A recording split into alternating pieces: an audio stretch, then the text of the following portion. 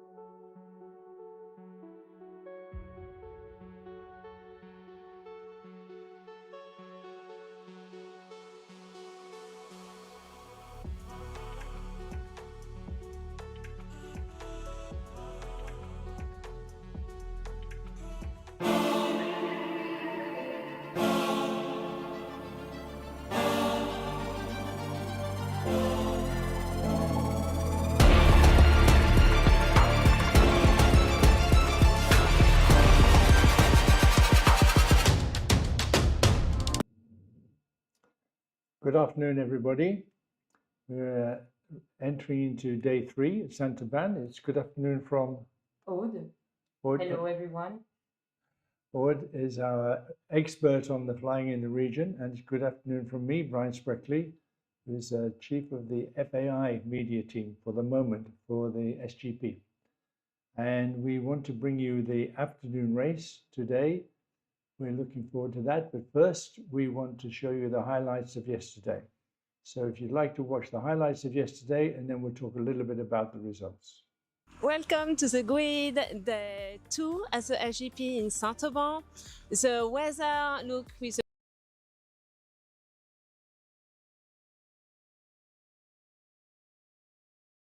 a bit more serious than we were expected, but our meteorologist is confident that it will be a very good weather and very good race to follow. This second race started in a very interesting manner, with all the pilots already choosing different options just after having crossed the start line. We could see 2 different groups, one to the west, getting higher and higher thanks to good thermals over La Platte and Chabre mountains, whereas the eastern group, who was actually 2 small groups, one choosing an option to the east and one straight, was lower.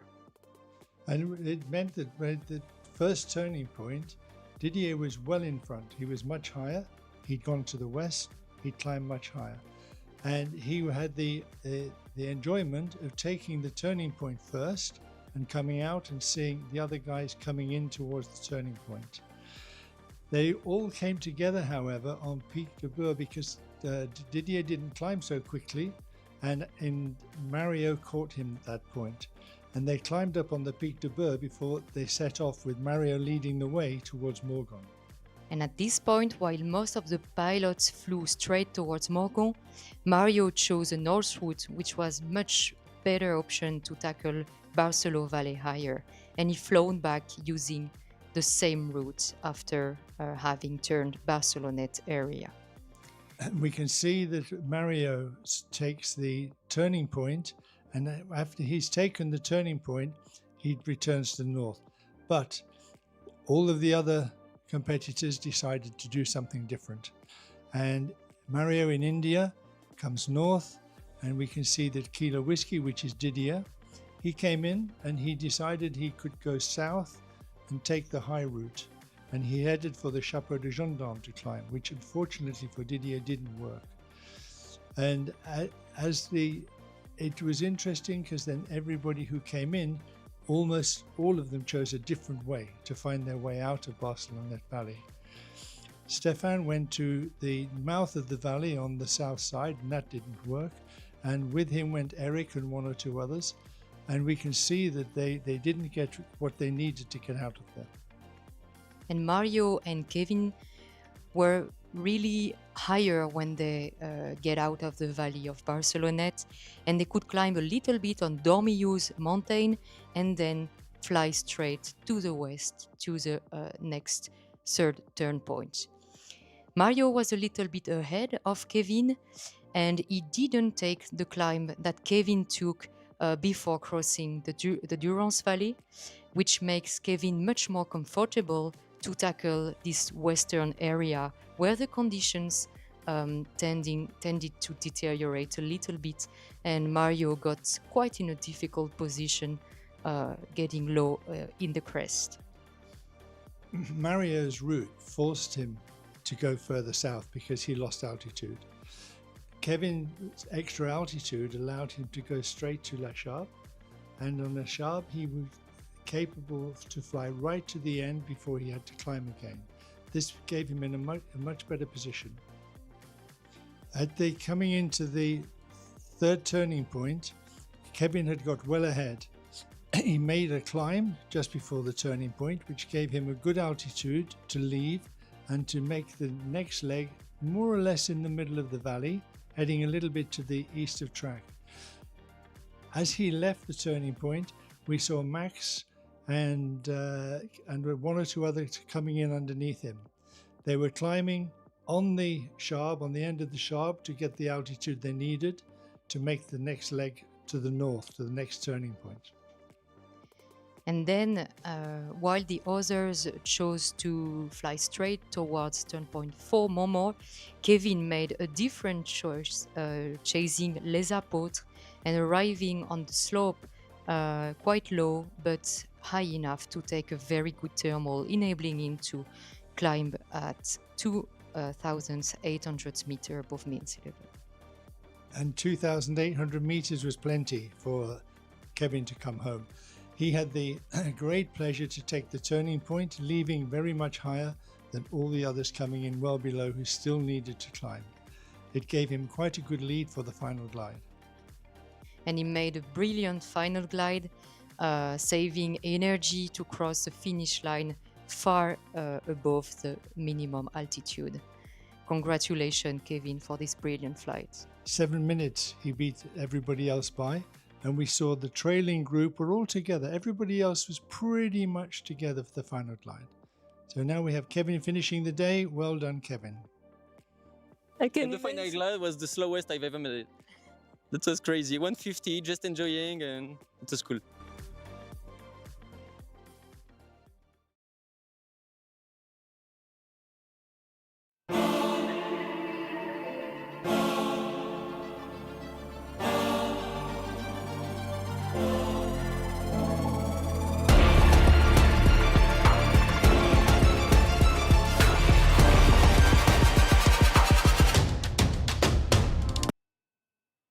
So back to yesterday's race results after this amazing second race of the Grand Prix. We had an amazing win of Kevin Ford, French young pilot, who completed the task at an average speed of 106 kilometers per hour, being more than 7 minutes faster in the end than Maximilian Seis, which was followed very closely by Peter Milina. What a race! It's been really amazing, and all the pilots did a very good job. There were not many penalties, but quite a few. Can you explain us a little bit, René? Yes, unfortunately, there are some penalties, and we have to remind people that penalties are basically to protect the event. It's a safety issue. So all rules we have are because we want to have a safety competition. We have two pilots that had penalties because they were in the wrong side of the start line 1 minute before the start. So 1 minute before the start, all the pilots have to be in one place, okay? And two pilots were in the wrong side, let's say. So there are some penalties for that. That's one thing. The other thing is we have one glider that started also far from the start line. The start line has a length of 5 kilometers, okay? And then you have 500 meters of margin that you can pass with some penalties, but you can do it. But after 500 meters, you have zero. So you didn't start. It's like didn't fly.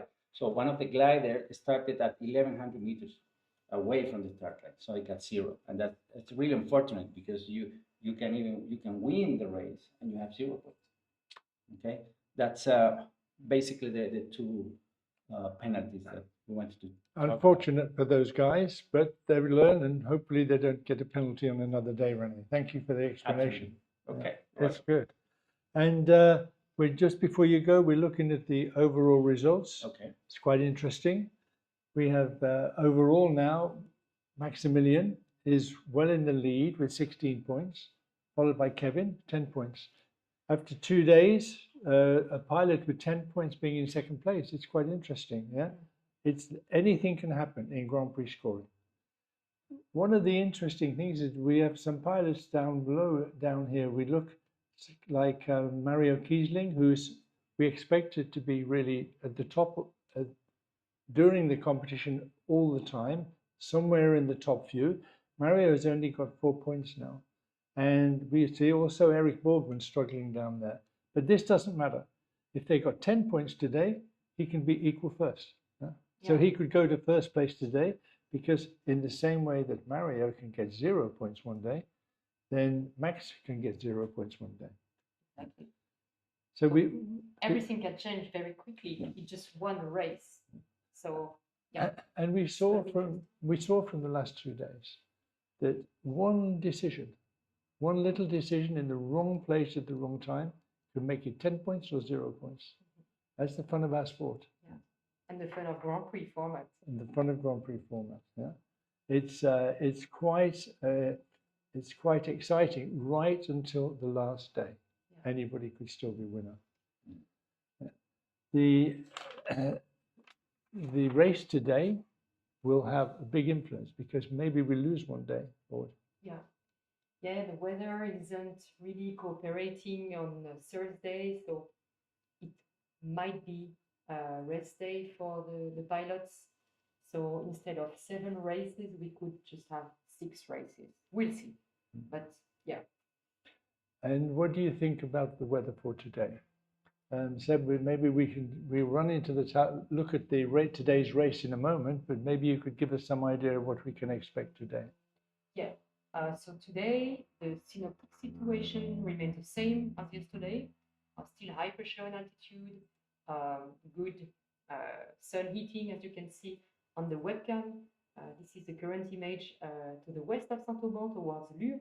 So you see that the sky is almost blue, some light, weak, so small cirrus clouds passing by, and convection already started with nice cumulus forming. So it's a very good day, a little bit better than yesterday, actually, with more cumulus, more sun, and also thermals much higher.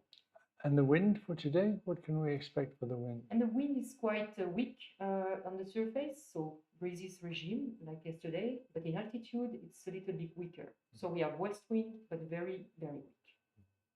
So for those of you who are not familiar with flying in the Alpine region, breezes means the wind can be from any direction. It's dictated by the convection, not by the general wind pattern. So it depends on the orientation of the valley, and the convection will draw the wind along that valley. And so we say it's a breeze regime because we don't know which way the wind will blow unless we know the valley and we know how the convection works in that valley. Exactly. And we don't have so much cirrus today. No, less cirrus than yesterday for the moment, but with a trough approaching from the west, we may have more and more cirrus across the afternoon. So the sun heating will decrease a little bit across the afternoon, but as the air mass is very good under that, it should be no issue for the pilots. So we have a chance now to look around the race for today. And we will walk you around the race and explain to you a little bit about where we're going to go. The pilots have been asked to go and how they might do that. Yeah. So we have today a start a little bit different than the previous races. We have a start on the north edge of the Plateau de Puy-Michel, which is exactly east of Saint-Auban airfield. and we send them to the northwest, close to Pic de Bure, on a very long first leg, on which we can expect already some different choices from the pilots. They will have to cross the Durance Valley in the Sisteron area and then climb up to higher mountains. So it's over the low ground for the first Exactly, leg. low ground, but ground still climbing up to Pic de Bure, which is quite high, and have a first turn point with a 4-kilometer radius to enable them to be safe on this area, because La Cluse turn point is in a very steep valley, so we didn't want the pilot to get low and to be just really stuck in this valley. So when they come to this turning point, they just have to touch inside the red circle and then they can proceed to the next one. Yeah. So they just need to put 1.1 plot in the cylinder, in the red cylinder, and then they will head back to the east to turn point 2. So this is Josier. And we saw this yesterday, this leg. And do you think it'll be the same situation today? Some low, some high? Maybe, yes, there are still different options on this leg, either to the north using the south slopes of the XII mountains, which can be really good on the left on the screen. And then they may use also Morgon crest, which dominates Serponçon Lake. And from this, it's quite straightforward going to Josier, because you have this nice reach of very high mountains, passing by Tête de Louis XVI, Grand Bérard, and then you can directly turn Josier turn point. And the beautiful view of the Lac Serponçon. Definitely a beautiful area to fly in between Serponçon and Ubaye Valley. It's really a mountainous area with terrain much higher, and higher mountains, more than 3,000 meters above mean sea level. It's really high there. And they will also stay in the mountains then, because they are heading to Saint-Crépin airfield on a leg not so easy to handle when we are not used to mountain flying, because the terrain is very high here, and there is the famous Col de Var to cross just in front of you on the screen. So very high pass. So here they will need to climb before crossing, otherwise they are just stuck in the Ubaye Valley. And what sort of height is the Col de Var that they have to be? It's at least 2,400 meters. So it's really high. Of the right altitude, just check. That is quite high. So to cross here, they will need to climb to 2,007, 2,900 in 2,100. Sorry, 2,100 meters altitude, but it's quite high. Yeah, it's quite high. And after they've crossed the col? And after they cross the col, they are in the Saint-Crépin Valley, so the terrain just gets lower and lower, but it's still high. And in this area, there are typical hotspots to climb. We have this famous Prachaval slope, which is just east of Saint-Crépin, working very well with both the wind and the sun. And otherwise, they can also rely on the east slopes of the XII mountains, which are just west of Saint-Crépin. So there are plenty of possibilities from here. And now they have the long run south. Yes, and that one is going to be really interesting, because so many options are offered to the pilots, either to the left or to the right. And when we move forward, going to close to the entrance of the Barcelonnette Valley, then you have the start of the famous parcours ridge, which can really work today, both with the wind and the sun, and which can enable pilots to accelerate a lot. And from the parkour, it goes back down into lower mountains and lower ground. Exactly. Yeah, that's also a mean to accelerate for them, because they can get lower and lower, and it's still working very well, especially on this crest, the Blayeul to the right, or on the Coupe ridge to the left, and then they will go lower and lower on lower terrain back to the plane actually. Maybe we look at the last part of the race from above, Yes, and then we it's can gonna be see really the interesting. complicated little end game here. That will be a new race. Definitely a new race at this point, at Cousson turn point, because they still have 120 k's to go, but it's really in flat area. So that's going to be really interesting how they handle this end of the race. Yeah. And the last turning point is to the north of the airfield with a long final glide back along the Seastrom Valley again. Yeah. We can see that it's a little tricky, Yeah. the second to last turning point. Yeah, because you still need to have enough altitude to be able to cross Lure Mountain and then to do this kind of turnaround and back to Saint-Auban Valley. Well, it looks like it's going to be a pretty exciting time. Until the end. Everything can change until the end because there are some traps. And this task, this race designed by Benjamin, is designed to make the pilots think and give them an opportunity. Well, it's time to start today. So I think the first thing we do is we're going to go out and look and see what's happening on the grid and listen to the pilots on the grid. And when you come back, Aude and Antoine are going to talk you around the race and the start and the first part of the race. So enjoy the pilots' conversation on the grid before they go, and we'll see you back here in a few moments. Welcome to the grid. It's day 3. It's really warm on the ground. We have the first cumulus that are popping up. It will be a great day. Let's see if we can find some pilots. David, how are you doing today? Good. I'm feeling good. Weather looks good, so. How do you feel about the first few races?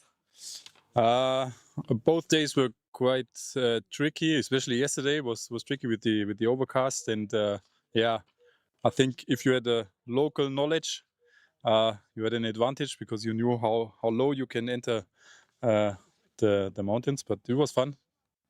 And how do you feel about today, going back to Barcelona? I like this because I could catch up there yesterday, so hopefully today this could be will be as good as yesterday, for me. Overall, you're not so bad. Are you happy with your ranking? You can always be better, especially yesterday with the 0 points was not good, but overall I'm quite. It's okay. The result is okay. We will follow you. Thanks. Let's see if we can find Christophe. He's working on his glider. Be careful, it might be a bit stressed. Christophe, can I interrupt you a few seconds? I wanted to know if you identify some key points on the task. Today? Yes. Fly fast. Each time you could have a good thermal is maybe a key point. But on the last leg to the north, maybe Passage de Lure. Avoid to get stuck there. Yes. If you are a little too low, you are in a bad situation regarding the speed, the average speed. Yeah, so we will follow. And so your strategy, stay high there. You try to have enough height to pass above Montagne de Lure. I'm looking for making sure that you are doing it. Let's see, Eric. They are like talking. Eric? Eric, do you have a few seconds, please? So we are I'm taking him from you. Hello. How are you doing today? I'm good, thank you. How are you? I'm good. What Good. do you think about this type of task where you're crossing against a valley? Do you like it? Oh yeah, absolutely. Yeah. Well, the weather forecast for today looks very nice, so that's promising. I'll be looking forward for a nice flight. Yes, but more generally, I think the tasks that Benjamin designed are pretty tricky. Do you like all those key points everywhere? Yeah. Yesterday, the tricky point was a tricky point in Barcelonette and on the leg towards the west to Serie. Yeah, it was interesting, and interesting to see how it works out. And yeah, sometimes you make good choices, and sometimes a little bit not so good.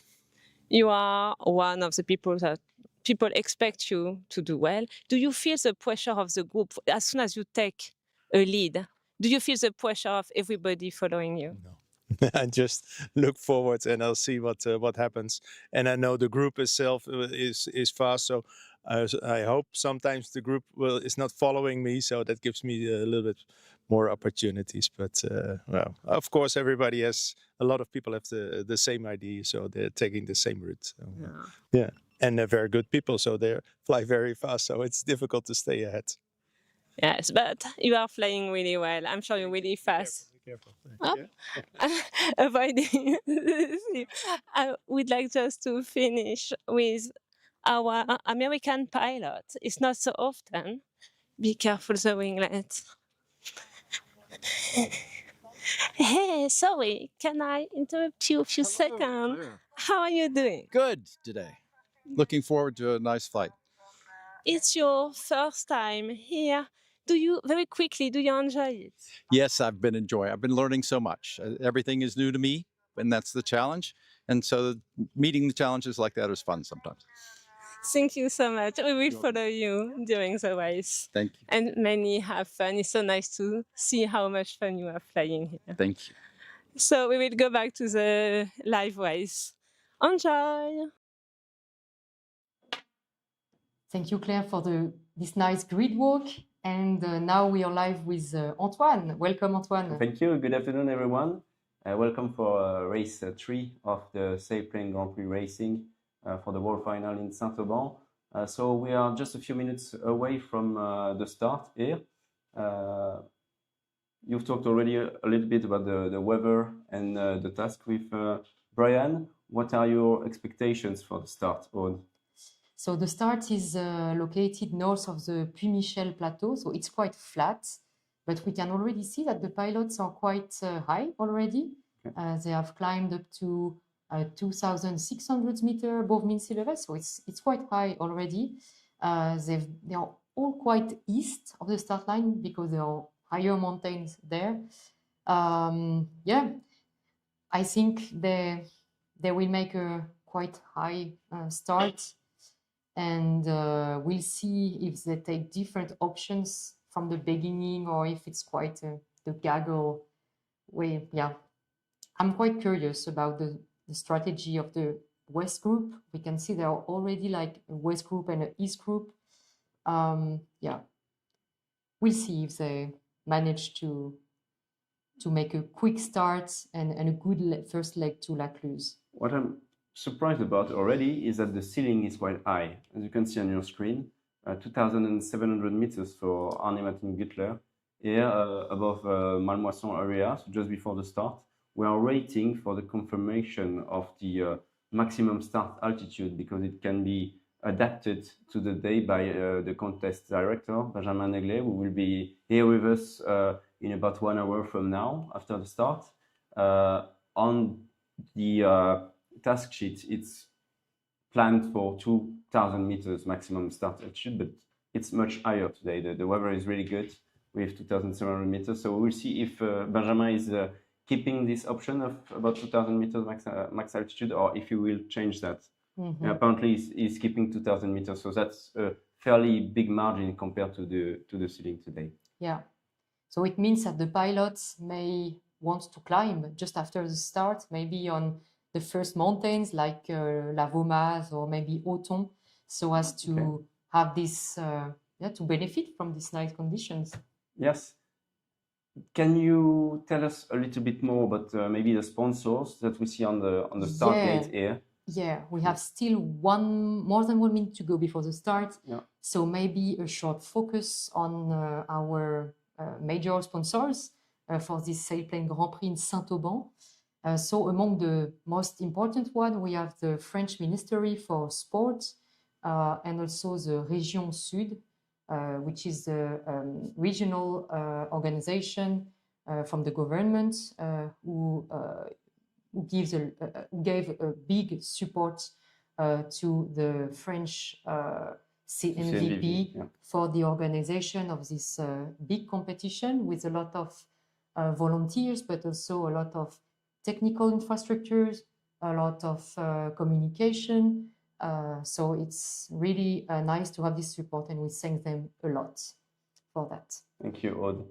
We are gonna watch now the start of the race in about 20 seconds from now, and you can see that all the pilots are spread around this start line in Mallemoisson. Race is about to start in 10 seconds. From now, we have the Germans on the right and a big gaggle right in the middle of this start line. 3, 2, 1, go. The race is on for the pilots on race 3 of the World Final in Saint-Auban. Welcome with us for the live, and we are following the 20 pilots of this World Final who just crossed the start line. We have two X-Ray and Leo on the right side of the track, and Yankee 4, who was stuck yesterday on the wrong side of the start line, is at the good and correct altitude today on the west side of the track. They are going ending towards La Vomaz, which is the classic start here in Saint-Auban. What do you think about the options after the start now? Yeah, it's quite straightforward at the beginning because you have this major crest here parallel to the track. So I think they are going to climb first on Vomaz, catch some more altitude, and then it could be a little bit different because there are much more ridges that offers possibilities.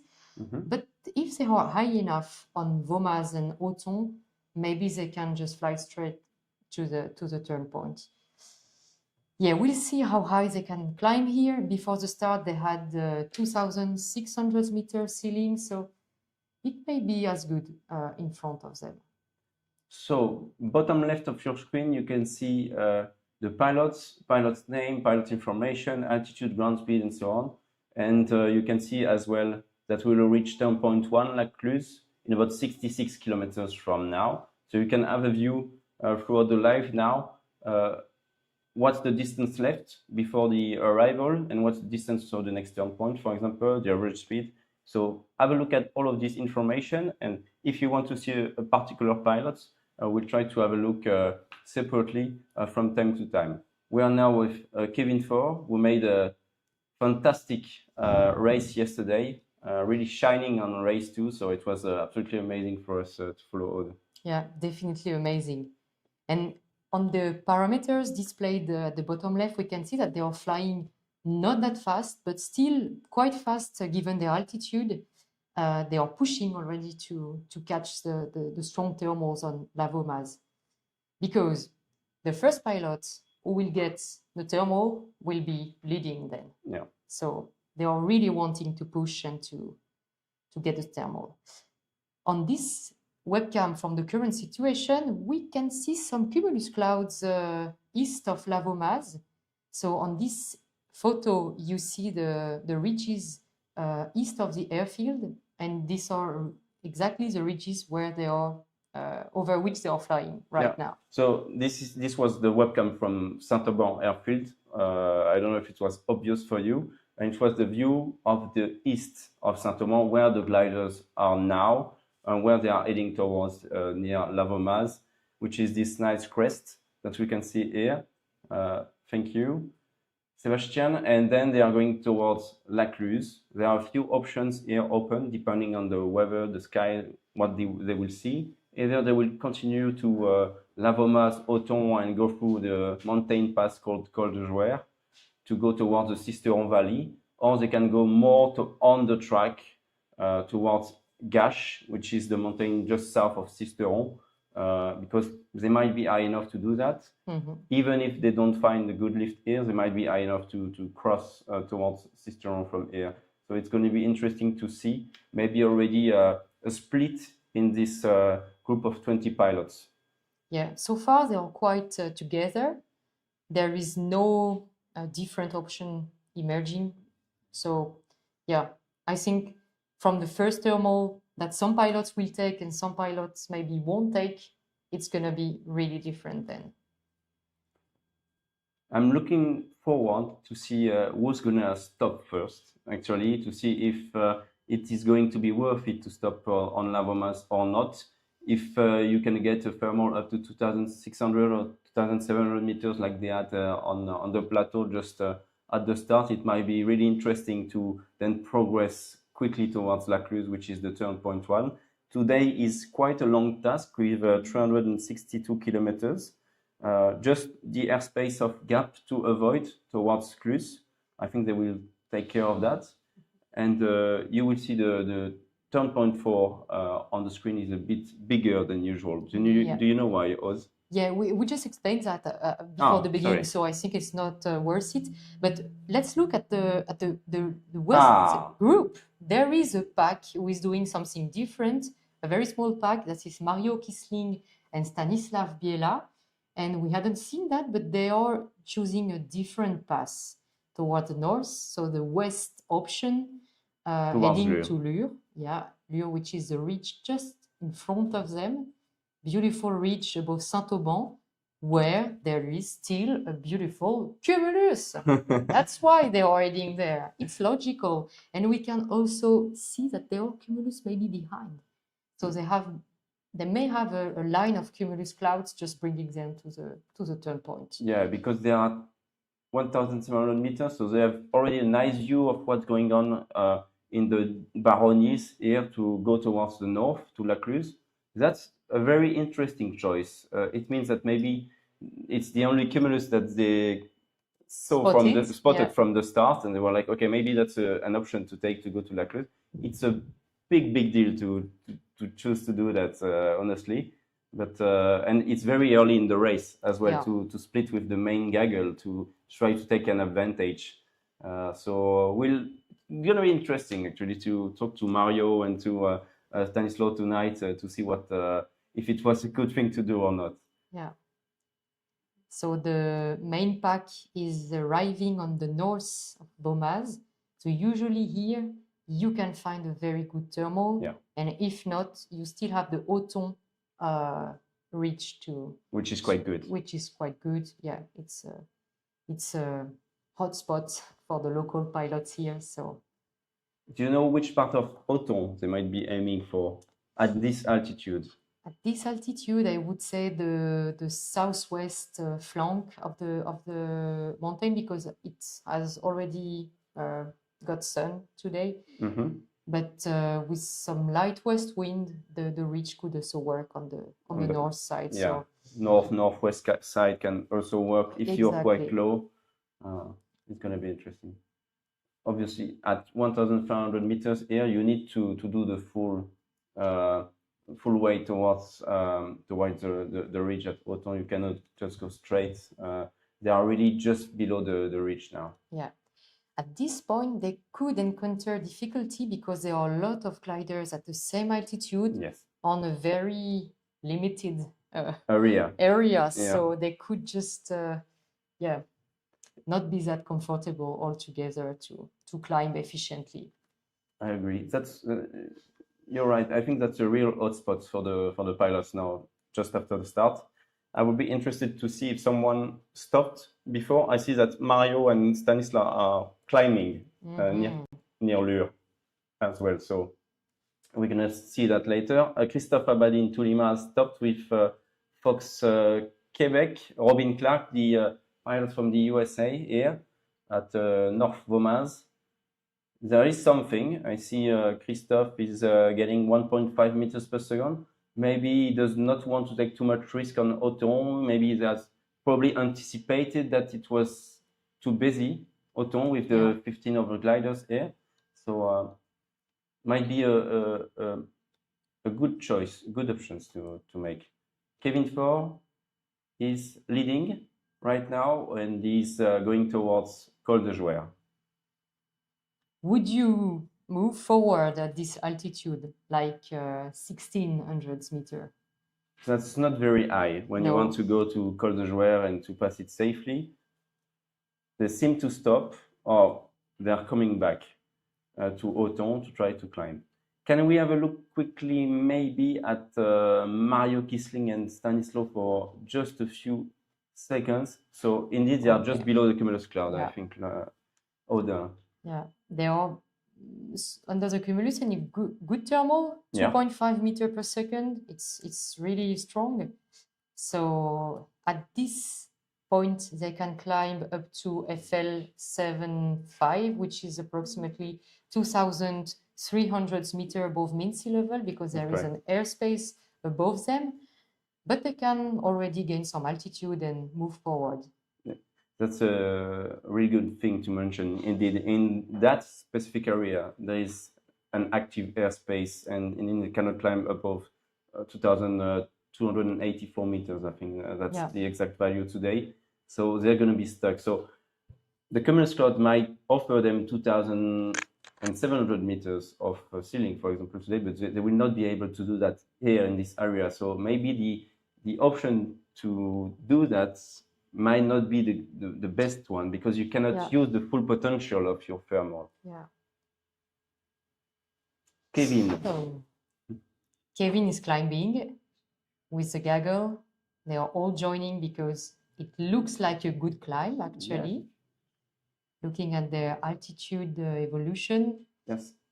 And alone, we have Adrien Henry leaving the pack, in front of everyone. Not that high, actually.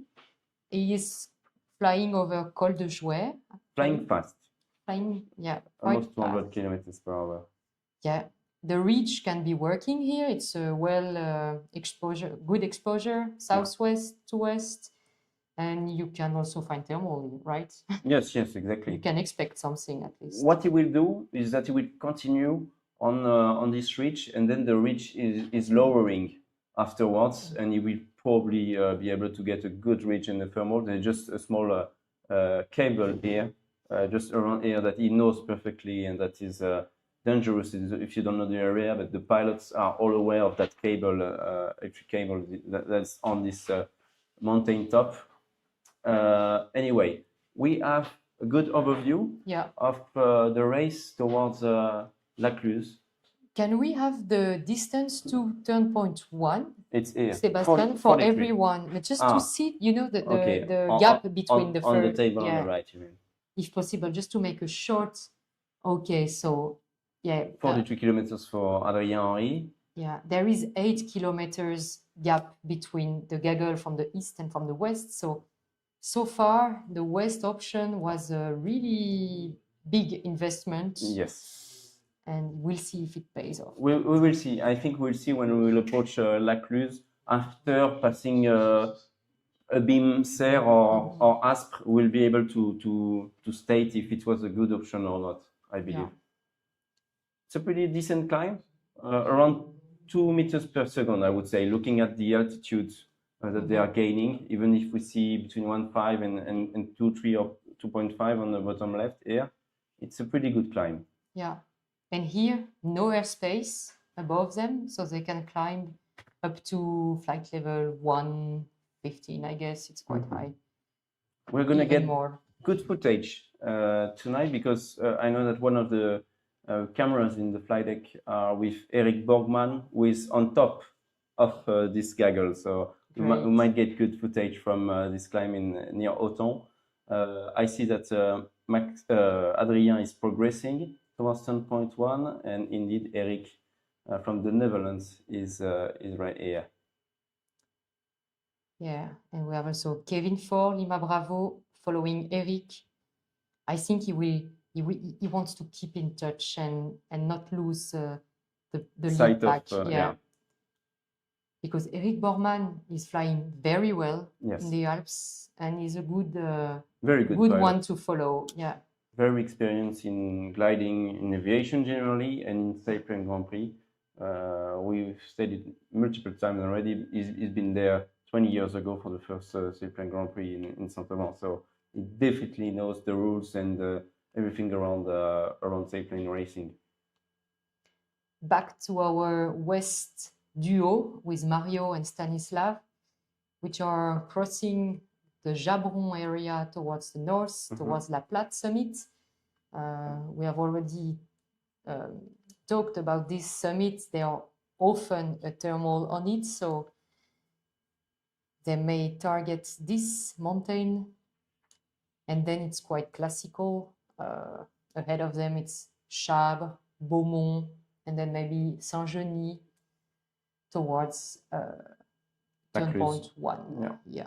Maybe I was thinking might be training for the end of the race here, because we're going to get back to this area in about 2 hours from now. So it's might be a clever move for the end of the race. Yeah.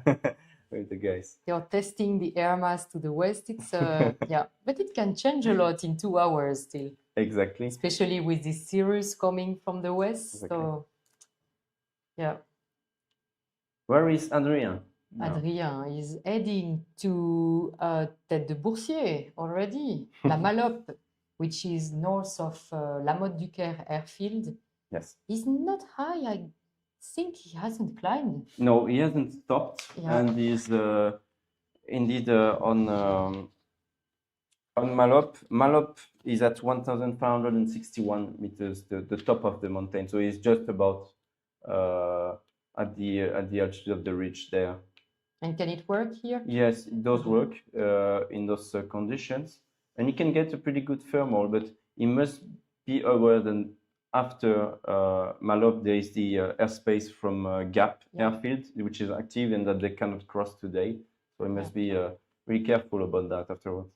Yeah, it's a good point. The airspace forbidden is not displayed on this view on the screen. So you really need to figure out that north of the Maloppe crest, there is a cylinder in which they cannot enter. So they need either to go to the left or to the right, but to the left is much more logical to reach turn point 1. Exactly. So Adrien is still gliding along Maloppe towards Tête de Boursier. Not fast. I guess he's really willing to climb at this point. Yes, because then you really need more energy to move towards the turn point 1. Now at 1,500 meters, you're kind of stuck in this area, and you need to get something around here, or you need to cross to go to Crête de Sel, which is on the other side of the valley, to try this part of this area, and he will see what he can take from here. Then he can continue to Aujour and come back just as a lot of them have done yesterday to go to Montmort. He can do something like this as well. But if it doesn't work, you are really in a bad situation in this area, because too low in the Buèche Valley, you don't have that much opportunities to climb. So he really needs to anticipate the next moves towards Lacluse. We have still Stanislau and Mario on the west part. They are reaching Chabre mountain in front of them in about 4 minutes, I would say, flying at 2,000 meters, so that's quite comfortable. We said yesterday that Chabre was at 1,300. Yeah. Exactly. So that's high enough. And Chabre is a really, really good mountain in this area, one of the best in this area on the west side of the Durance Valley, actually.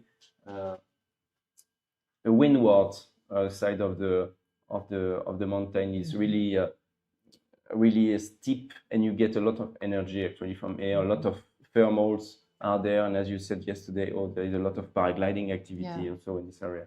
It's a paragliding hotspot. There is a takeoff and with a small winch on it. So yeah, very good spots. And they're flying really fast. I'm looking at their ground speed, more than 200 km per hour. It's really fast.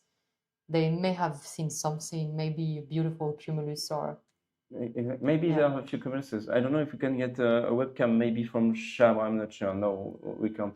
We're gonna maybe have a look on our computers quickly to see that. We're going to Lacluse, the turn point 1. The pilots are trying to find a good lift on the east side near Jalinier and Maloppe here. That's just north of La Motte-du-Caire airfield. So there is probably quite some activity around here. And it seems like they found almost 3 meters per second when we look at the variometer from everyone. Yeah. And we can also remark that it's much easier to find a thermal when you are several gliders flying all close together, because you can really span a large area, whereas Adrien is alone and he can just fly near the thermal. So it's much difficult for him to climb than for the gaggle behind. It needs to be in a very, very good day to do that alone and to try to do a breakthrough from the beginning of the race, honestly. But Adrien is a really special pilot that is used to fly alone in the competitions as well. So before he was making a lot of mistakes when flying alone, but now he's able to win quite a lot of races doing that as well. So it's going to be really interesting to keep an eye on him. And maybe we'll merge with Mario and Stanislaw later on, because they are probably heading towards the same area now. Yeah. They haven't climbed at Challes, apparently. Nope. So they may bet on Rocher de Beaumont, which is the next major ridge, so to say. Yes. Maybe, well, probably they thought that they had enough altitude to go to Rocher de Beaumont and continue on the ridges there before going more east towards Saint-Genis. They might go directly to Saint-Genis now, the northwest of Saint-Genis. 2,400 meters for Stefan Göttler. It's get comfortable now for them. They're climbing very well, actually. I see 3 meters per second. Exactly. It's the same vertical speed as a lift, actually. So it's really amazing how much energy there is in the atmosphere. Very good air mass. Today, to me, is quite a difficult race. It's a long race, first of all. The weather is good, but you never know what happens then. And especially the last 100 kilometers are very technical to me. And I think it's not going to be easy for the pilots. Yeah, definitely not. And you can have had very strong conditions in the high mountains and say, wow, it's easy, I can go fast. And then you just arrive in the plain area and it's like, wow, very weak and very difficult. So you really need to be ready to change your mindset in flight. Yes. From pushing to be more conservative. So it's going to be interesting, this transition. Yeah, there's going to be a lot of very interesting points and key points in the race. I was probably not expecting Mario and Stanislaw to go towards Lure straight from the beginning. I thought that maybe some pilots would go straight on the track, but not that far from the track. Honestly, I'm quite surprised to see this option being used by Mario and Stanislaw here. But let's see what they have in mind in the next few minutes. It's quite exciting actually to see them trying this option for now. Yeah. 3 options in the end. 3 options, yeah. But the bigger gaggle to the east, still quite close all together. I think the leaders have difficulty to bigger the gap between them and the followers. So it's amazing. I think Kevin for Lima Bravo is leading now. Exactly. Maybe there is Yankee 4 somewhere, but we don't see him. So actually, they are heading directly to Seuse. Exactly. And this is different from Adrien's option. Adrien went on Crête de Sel to the south of them, and they are directly heading to Lacluse, which is a good option because it's shorter, much shorter, and you have these beautiful mountains just ahead, yes. Petite Seuse and Grande Seuse. So this is Grande Seuse. This is a famous ridge for climbing, a very strong climbing routes here, and you have Petite Seuse to the south. So these are good lift opportunities also here. So yeah, we'll see how high they can climb. So the airfield of Gap was just on their right of this gaggle, and they are currently avoiding the airspace that we were talking about a few minutes ago. We're back with Adrien Henry on Aujour mountain. So is in the valley where we have the famous airfields of Serie and Aspre. That's where race 2 unfolded yesterday with Kevin for doing a crazy bet and a very good job actually going to Les Apôtres and then climbing in the convergence to climb to 2,800 meters. It was absolutely fantastic to follow, obviously. Adrien is on the good side of Aujour, trying to climb and get good lift here. We wish him the best, because Stanislaw and Mario are getting something on just after Rocher de Beaumont, right? Or is it on I Rocher de think they're Beaumont? on Rocher de Beaumont, yeah. Or maybe just south. No, it's Rocher de Beaumont, yeah. Good.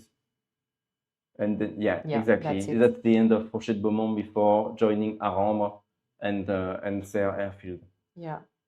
And they had a good climb because they are quite higher than before. They are the The highest highest pilots. at this point, yeah. But I think they are still a little bit behind the big pack. Yes, they have.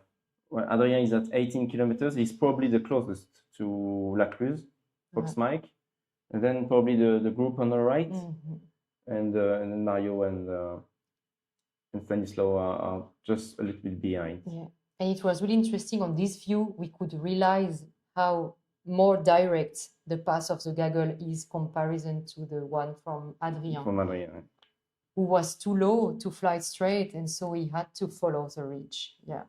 Is Stefan Langer trying to find something? He's climbing a bit, but he starts moving towards I think there are Kevin. sometimes some Yes, disturbances, yes.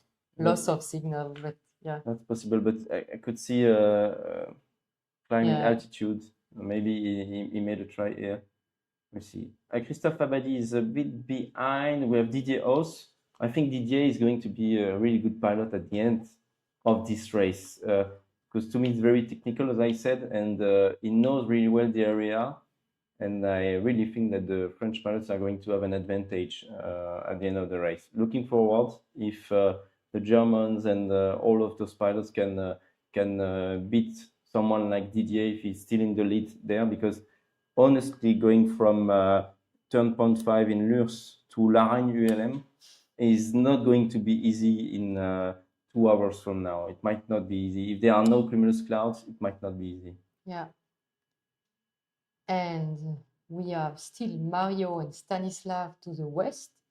They keep the investment to the west, as they haven't crossed the valley towards Saint-Genis, which is quite surprising, but they may have seen something, some cumulus clouds and maybe a convergence line. In this situation, when we have breezes in the valley and west wind above in altitude, we can have this convergence between the breezes just blowing into the valley and the west wind coming from the left. Exactly. Yeah, exactly. And so you can have this convergence really on the edge of the Buège Valley, which can make you glide for a long time. For a good climb back to Saint-Auban. Yeah. Good glide at Saint-Auban. So they may have got this convergence line because they fly really smooth and they can also climb straight. I agree. Yeah. And Mario Kisling is pretty good at this game, climbing straight, just taking the advantage, using the energy lines, using the air mass. Energy is really good at this. And it's difficult to follow him, and Stanislav is doing quite a good job. When he's pulling to take a left turn to take a thermal air. A good try, 4 meters. If you can stabilize this 4 meter, it might be looks like a good variometer. Good thermal. Ground speed is constant at about 120 kph, so he's really trying to get a good lift here. 2.8. 3.7, that's good. Eric Borman is at 2,200 meters as well. So they are about the same height. Adrien Henry, 1,200 meters. So Adrien is stuck. That's interesting. The big gaggle is trying to find something good, but they don't agree on what's going on here. Some are staying, others are leaving to go to Seus, because indeed Seus has maybe better lift because the ridges are better there. The topography is higher. Yes. But yeah, maybe they were too busy in the gaggle and some decided just to left to be more like independent and and more efficient to climb. It is not easy when you fly with 15 gliders. It is not easy to climb well and so on. So it's probably time for the pilot to split up and take a few options, to be only 5 or 6 per groups. So we see in the middle Adrien Henry Fox Mike quite low in the Bueche area. He is trying something. He needs to climb again. And during this time, we have to the west Mario and Stanislav climbing very well, actually, still at the same position. And here, if they manage to climb up to 2,800, even more, it's really easy then to catch Pic de Bure and to go on the next leg. Exactly. Really straightforward then. To join Lacluse is going to be very easy for them if they can manage 2,800. It's straightforward. You follow Les Apôtres and kind of the routes that Kevin has taken to go to Montmort, and then you turn a little bit to the left to join Pic de Bure. So Lacluse is a 4 kilometers radius turn point because, as Aude explained with Brian, it's in the valley, and if there are pilots that are low, just like Adrien now, maybe you can turn the turn point and come back safely to the Montmort area, where you can climb back on the small ridges here. So you're not stuck on your race, and you can continue towards turn point 2, but they will stop. If they are high enough, they will all stop at Pic de Bure to get 3,000 meters, around that number, I think. Yeah. Pic de Bure is really a big hotspot for thermals, and usually you can expect to climb much higher than south of Pic de Bure. So Pic de Bure is really a good, good hotspot. At what altitude are you looking for when you want to join Pic de Bure to climb? Like, are you aiming at a specific one definitely. join it? Even if you have an outlanding field which is Montmort. Which is Montmort, exactly.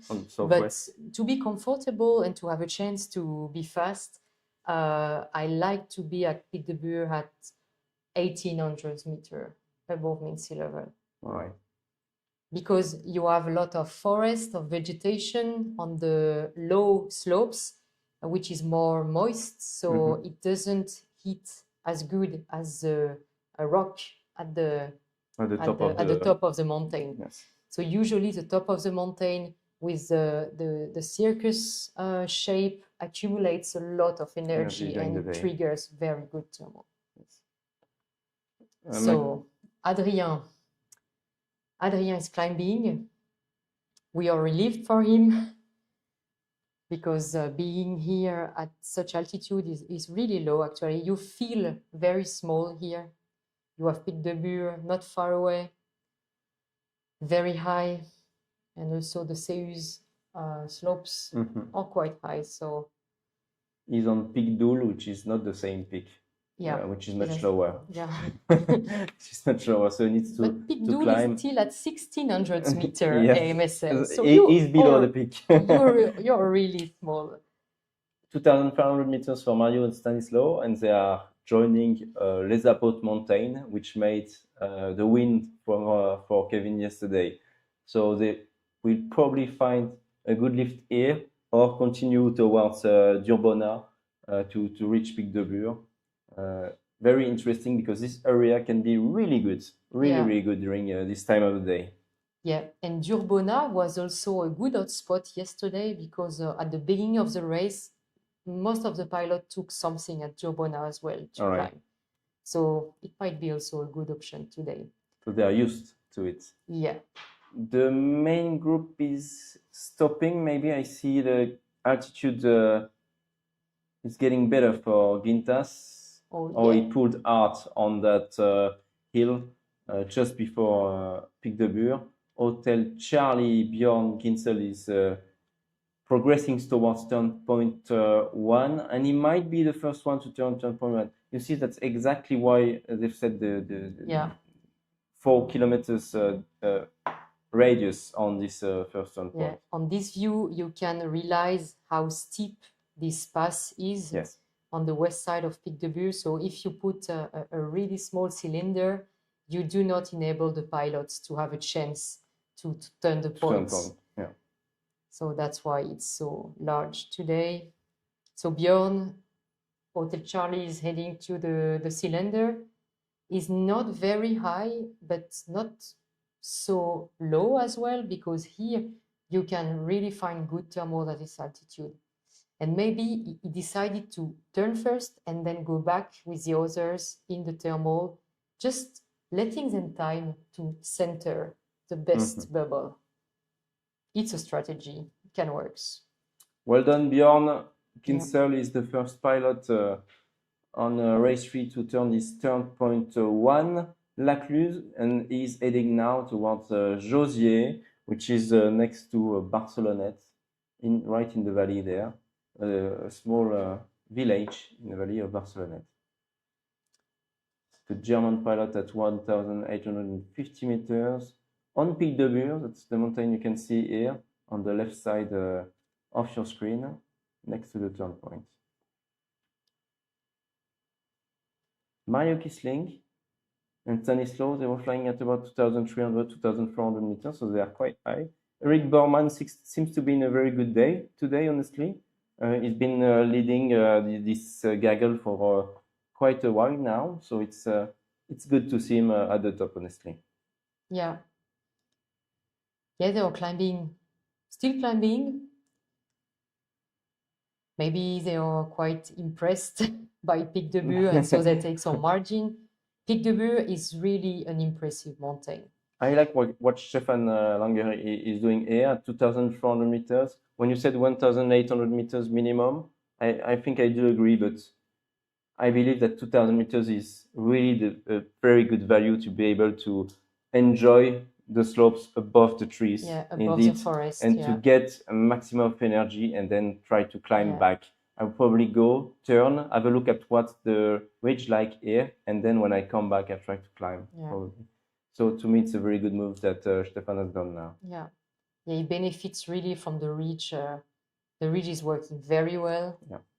So he's climbing, flying straight, which enables to be faster. And exactly now we have Mario and Stanislav approaching from the west. Yes. Are they in the cylinder? No, maybe not. They are not. No, oh, they are are not. Durbonas. They're on Durbona climbing. Yeah. Well done. Yeah. Well spotted. Yeah. So now we can make a statement. They're going to be losing probably about 3 minutes on the main gaggle by taking the west route. Because, okay, they're 2,400, but the others are going to be at 2,400 meters very quickly. They're already there right now at Pic de Bure. So they've lost at least 3 minutes, I would say. It was a big detour. Regarding the distance, it was a big detour. The track they took from the beginning was a big track off the turn point 1. And we have Adrien Henry still stuck in the low levels. We hope that he will climb, find something here. Yes, I'm confident he will find something good to continue the race and hopefully merge again with the main gaggle. Mario Kisling 2,600 meters, it's really good. I think we should have a look at Pic de Bure and what are the pilots doing. I see Gintas turning the turn point 1 now. Everyone is around here. That's a good view, and we can see that they're trying to get the maximum of energy now. Because what do they need to do next? So next, it's quite a long leg to turn point 2 Josier, which is a small city really in the east of Ubaye Valley. So it's quite long. 75 kilometers. 75 towards kilometers St. long. And yeah, they are heading towards high mountains, so they will need to climb to be comfortable there. And from here, it's quite straightforward what they're going to do. If they're high enough, they can naturally go straight forward, but they can also go to the north, what Mario did yesterday, actually, investing on the Chabrière and Écrin, south of the Écrin, Yes. exactly like this, to join then the Morgon and the crest towards Josier. So 2 options for me here, but for all of them, you need to be high enough. Right. Very Yeah, gourmand. 3,000 meter aim Let's see who can get Yeah. more than I said 3,000 would be a good number for the day. Yeah. If they can manage 3,300, 400, we are talking about 3,400 maximum today during the briefing this morning. Yeah. Actually, a little bit more to the east, over the All higher right. mountains, we can expect 3,700, 3,800. Wow. Yeah, it's really high. So we know that pilots took some oxygen on board. I know that Adrien Henry took oxygen, but might not use it now. For now, So might far, keep it it's- for later. Save it for later, Adrien. Yeah. No, I'm very confident he will climb back. Adrien, he knows the lower layers and he knows how to climb back from Yeah. a difficult situation. I'm not worried at all. They're climbing very well still. Whoa, 4 meters per second. Whew. Okay. Now we may see an acceleration from all the pilots. Like really, You may see an attack yeah, in the race. because when you are higher, you can fly faster, and you have also the effect of the you know, Yes, the altitude, the so true the airspeed. true airspeed Yeah, and yes. the ground speed. Yeah, So we will see interesting ground speeds from now on. That's for sure. And as you said, we will be able to see some attacks because at 3,400 meters you can take a lot of options, so you can Yeah. do whatever you want. Obviously, they will go towards Morgon and Grand Bérard to go to Josier, but then the way after Saint-Crépin to come back towards the Saint-Auban area is going to be super tricky, I Yeah. think, today. Yeah. So 3,400 meters, that's great. It's getting really high. And at this point, they do not have airspace limitation. They can climb up to almost 6,000 meter altitude. So it's really, they have plenty of margin. So India and Stanislav are entering the cylinder first turn point. They are unfortunately lower than the others. So yeah, indeed, the west option was a little bit too far. Too far off track. Yeah. Yes. So if you are joining us right now, the race started about 45 minutes ago already. The pilots just reached turn point 1 Lacluse near Pic de Bure, and they're climbing very, very high. That's a nice view of the tracks. Thank you. You could see the start here. We are going next to Josier. Then we go north to Saint-Crépin before going back towards the southwest and towards the area near Saint-Auban. Cousson Mountain, which is just next to Digne-les-Bains city. Then Lurs, between Saint-Auban and Oisan, let's say Saint-Auban and Vinon, if you know Vinon. And then we go around to Laragne, which is between Sisteron and Serre and in the Sisteron area. Anyway, they will be around here for the last 100 kilometers of the race. So now the pilots are flying really high, 3,600 meters with the big thermals available, huge energy available at Pic de Bure, and we are progressing towards Josier. Yeah, and interesting so far, the bigger group has had a better first leg. They crossed the first turn point first, and we had 2 different options with Adrien Henry getting a little bit stuck in the Aspre area. He took his chance. Yeah, he, it took. he Yeah, was like, okay, I'm not happy with being with those guys on Malop. I'm gonna, and even from Col de Jouer, actually, he crossed first Col de Jouer. yeah, So he was not happy with that, and he progressed towards the turn point one Yeah. through Ojo. It could have worked, Yeah. honestly, but apparently it was difficult today at this Mhm. time to get a proper thermal for him. Yeah, and the India and so Mario Kisling and Stanislav took a very far to the west option, and it was looking good, but it was still a little bit slower than the others. So Yes. so far the pack is leading, and we are monitoring a really nice acceleration with the altitude much higher. Yes, because they were only 70 kilometers from the start to the turn point one. So let's say they are flying at 106 kph average, which is not that big for a start. But they're starting from Saint-Auban, which is at 460 meters, going towards La Cluse, which is much, much higher. And the mountains are being higher and higher. So you need to get the steps up to be able to reach turn point one. That's why it was not that fast so far. But now it's going to be fast towards Josier. I think at least 140 kph to go towards Josier. Mhm. And the average speed is going to increase to at least 120 kph for the race. Yeah, they will accelerate definitely. And it's interesting at this point, we can see two different options, even maybe three different options emerging. We have Didier Haus, Christophe Abadi, and Conrad, Conrad Arter. who are going more or less straight on the track, little south. So they are maybe doing the direct route. And we have two other options to the north, more related to the terrain, to higher mountains. So we'll see how they goes. They are all flying quite fast, more than 200 kilometers per hour. Really fast. I believe Stefan went a little bit off track here, and that it was not necessary. The group with Max Seis leading and Tri Victor right in the middle is in a good position, to me, in the best position to cross towards Chabrière, that the pilot used already 2 times on the previous days.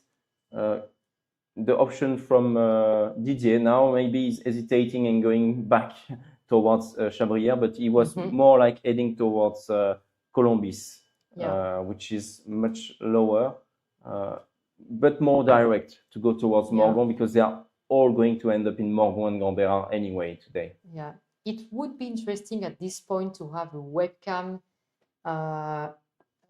overview just of the Serponçon sector, because it may explain why they are flying so.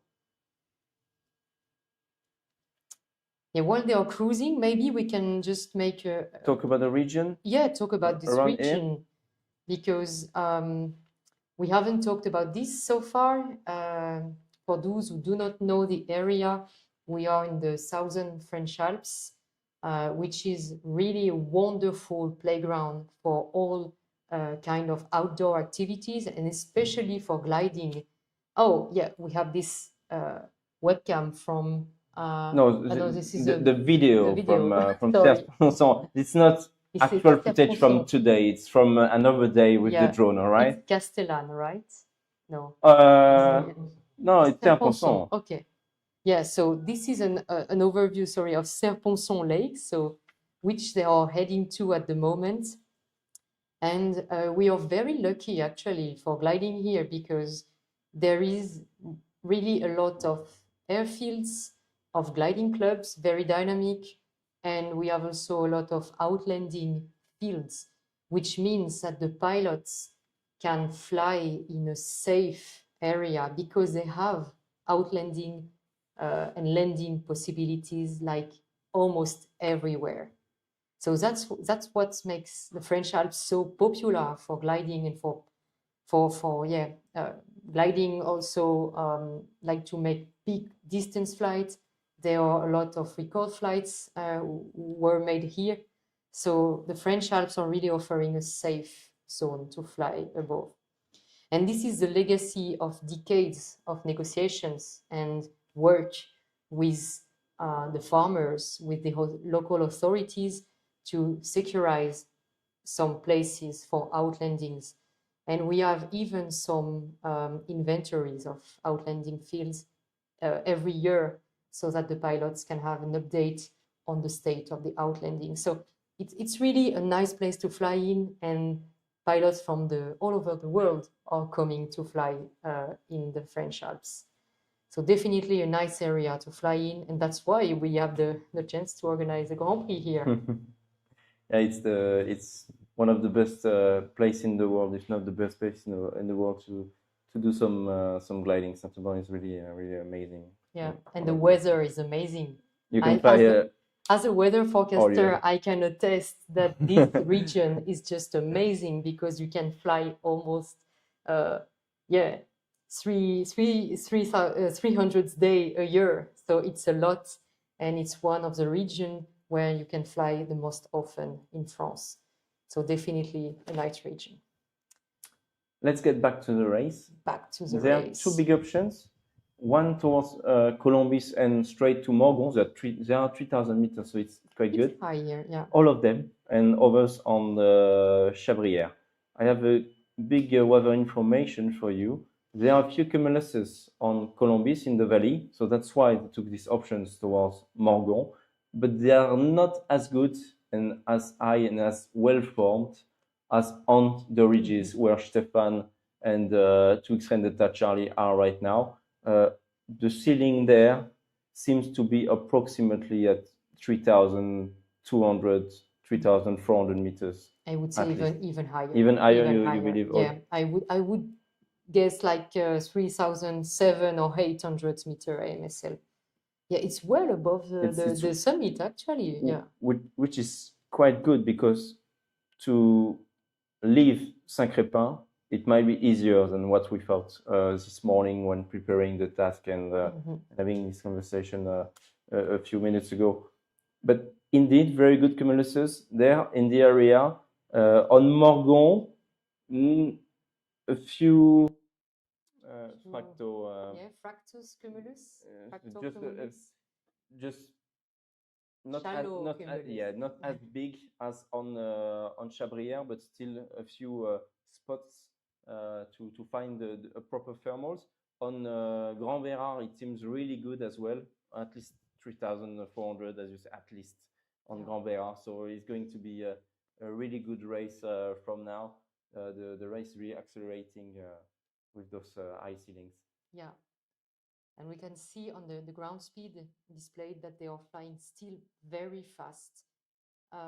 So they might be in attack mode, so pushing, and getting the first in the next thermal.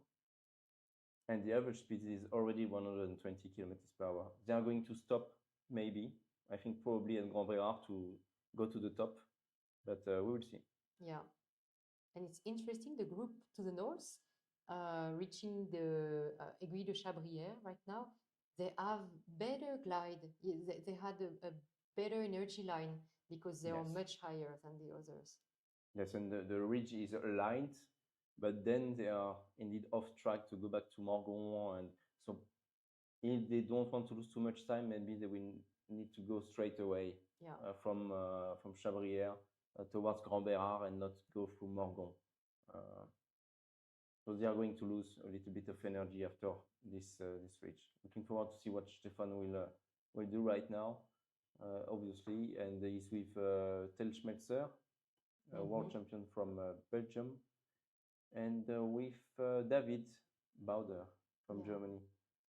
But maybe they will get attracted by the cumulus to the left because they are so beautiful. They are really beautiful. They are really nice, yeah. Really nice cumuluses on this area right now, and I really guess that the pilots are enjoying the race now. Stefan Gottler, he was a little bit behind this pack in Yankee 4 at 3,300, so that's why probably you see him this high exactly, and he's just starting the crossing of the valley of Gap right here. Can we make a short focus on Adrien just to check where he is? Where he is. We don't see him moving around. Okay, so he's if- staying south of yeah. Pic de Bure, trying to get something here. Yeah. All right. Mhm. Let's get back to the front of the pack, maybe with the big view that, yeah, and then zoomed in probably on next to Morgon on the leading pack with Max and Eric Bormann. My bet this morning. And Didier. My bet this morning was that Didier Os will win the day. Because Have you written it down? No, I've said it to multiple I don't people. trust you. I've said it to multiple people because it's very technical at the end of the race, as I said, and I believe that after those first days that he's had, he wants to get some points today and some very good points. So to me, he's a real leader for today's race. Max says he's used to the area. Obviously, he flies a lot in the Alps, very experienced as well. So I'm not surprised to see him. And that's a good trio leading the race with Eric. Eric is in a good position with those guys, honestly. Yeah. Gintas is a little bit below, but Morgon, it's good when you're at about 2,000, 2,200 meters. Yeah. It's really comfortable to be here. So they will all be high enough to enjoy the ridge, not stop here. They can stop, but they are not forced to stop, I would say. They can continue on the ridge. Yeah, because you can have some thermals aligned all along the ridge to Josier, so you can just benefit flying straight. Yes.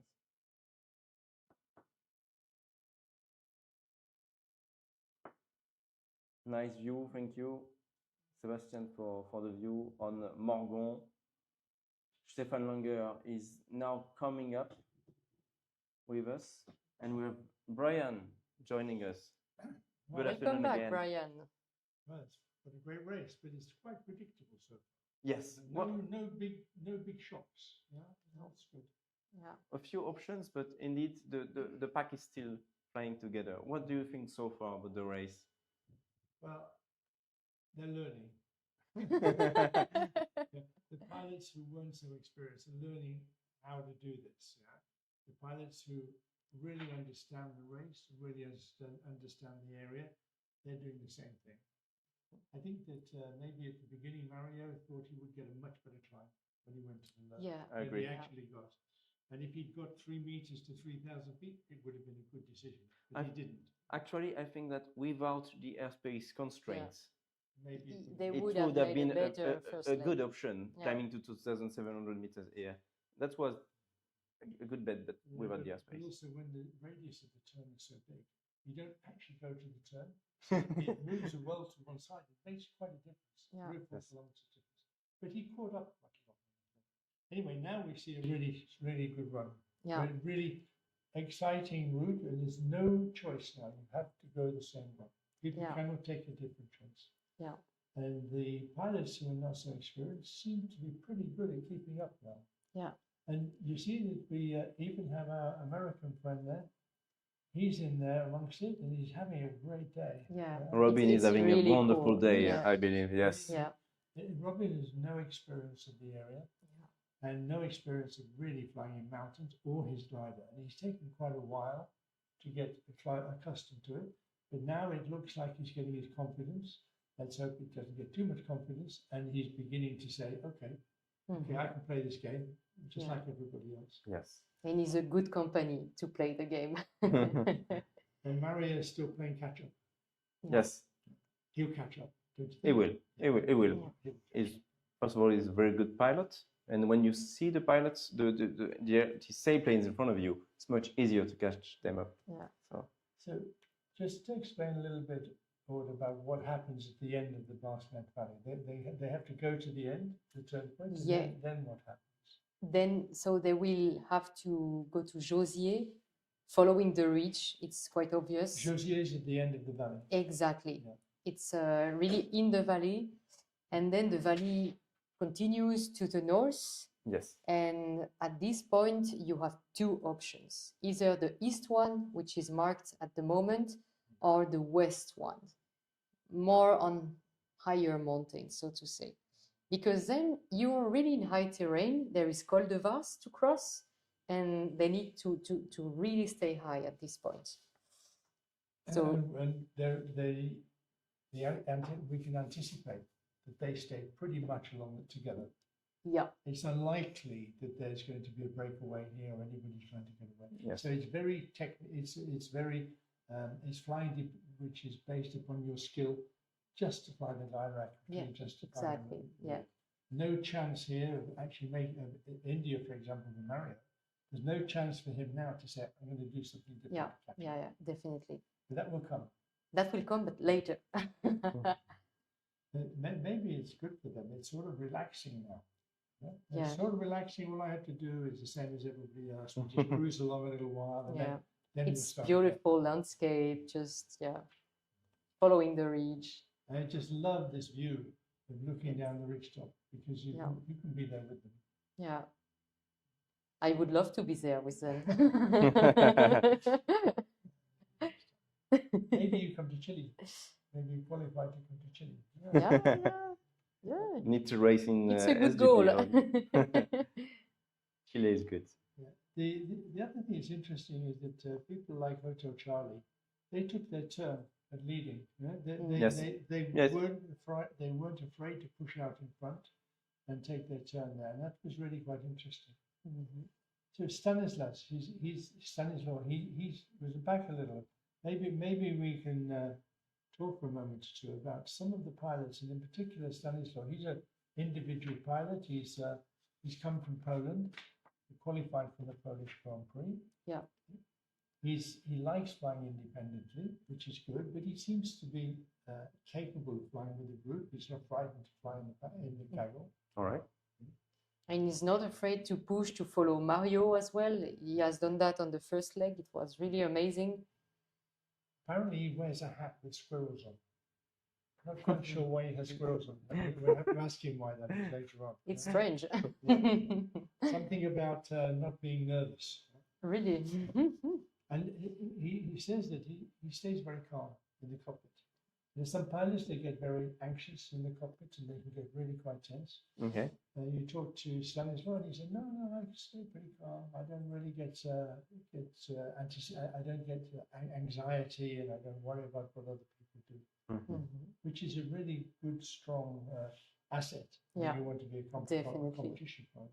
Because there are plenty of moments when there's stress. Yeah. And if you do not manage stress, you can do big mistakes. Look, what you see now is having to go around the corner. Yeah. Is this no, this is not the head, the Louis XVI's head. Yes, it's just right of this. Okay, now we can really see This it. is tête de Louis XVI, tête of Louis XVI. The head of Louis XVI. And if you're not high enough to cross it, you need to do You all end up over in the Versailles. tour. You end up in Versailles if you're not high enough. We saw Mario to go quite a way to get around that corner. Yeah. It's interesting, you have a valley like Barcelona, which is a steep valley. Yeah. And on one side, you have the Tête de Louis XVI, on the other side, you have the Chapeau de Gendarme. Yes. Yeah. Strange Do you names. think there's some relevance between the two? No, I don't think so. But, and as they're a little bit lower, they're going to have to fly further. Yeah. And they are finding less energy than the others who are flying on the crest, so they are getting lower and lower. So who's leading this group now? it is, well, we have Ginta Sube, but at 2,300 meters, and it was for, I would say, 10 to 15 minutes now. It's Maximilian Seix with Didier Haus and Eric Borgman.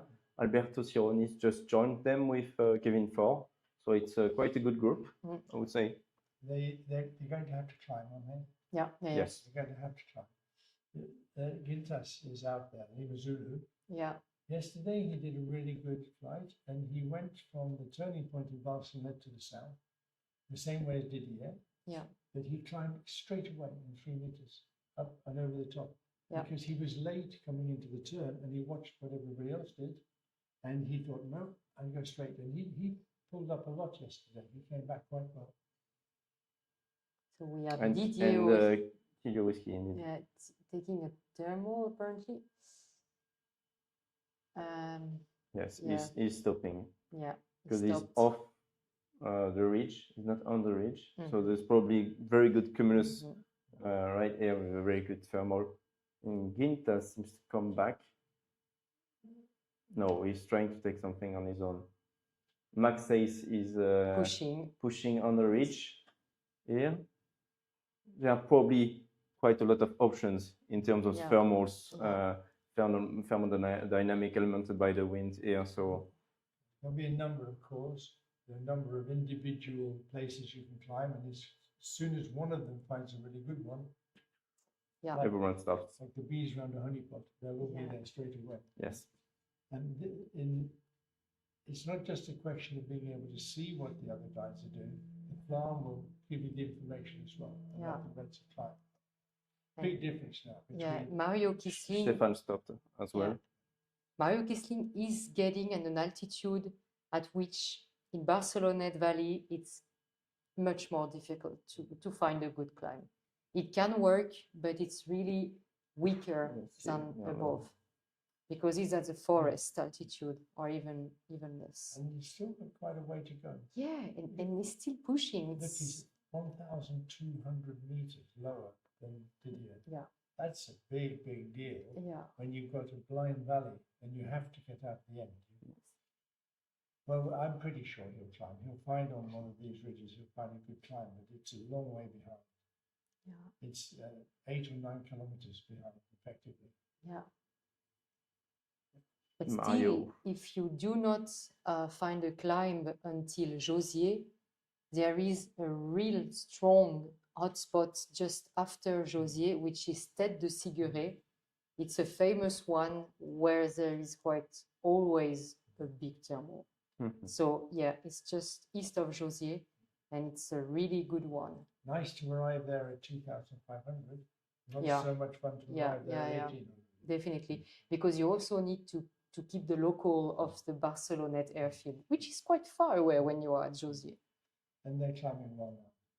We saw there that Max had 3.5 meters or something like that. So he's climbing pretty good. Yeah. So would you want to take a little break? Yeah, sure. Come back later for the technical bit at the end. Yeah. And the floor is yours. The Okay. floor is yours, Brian.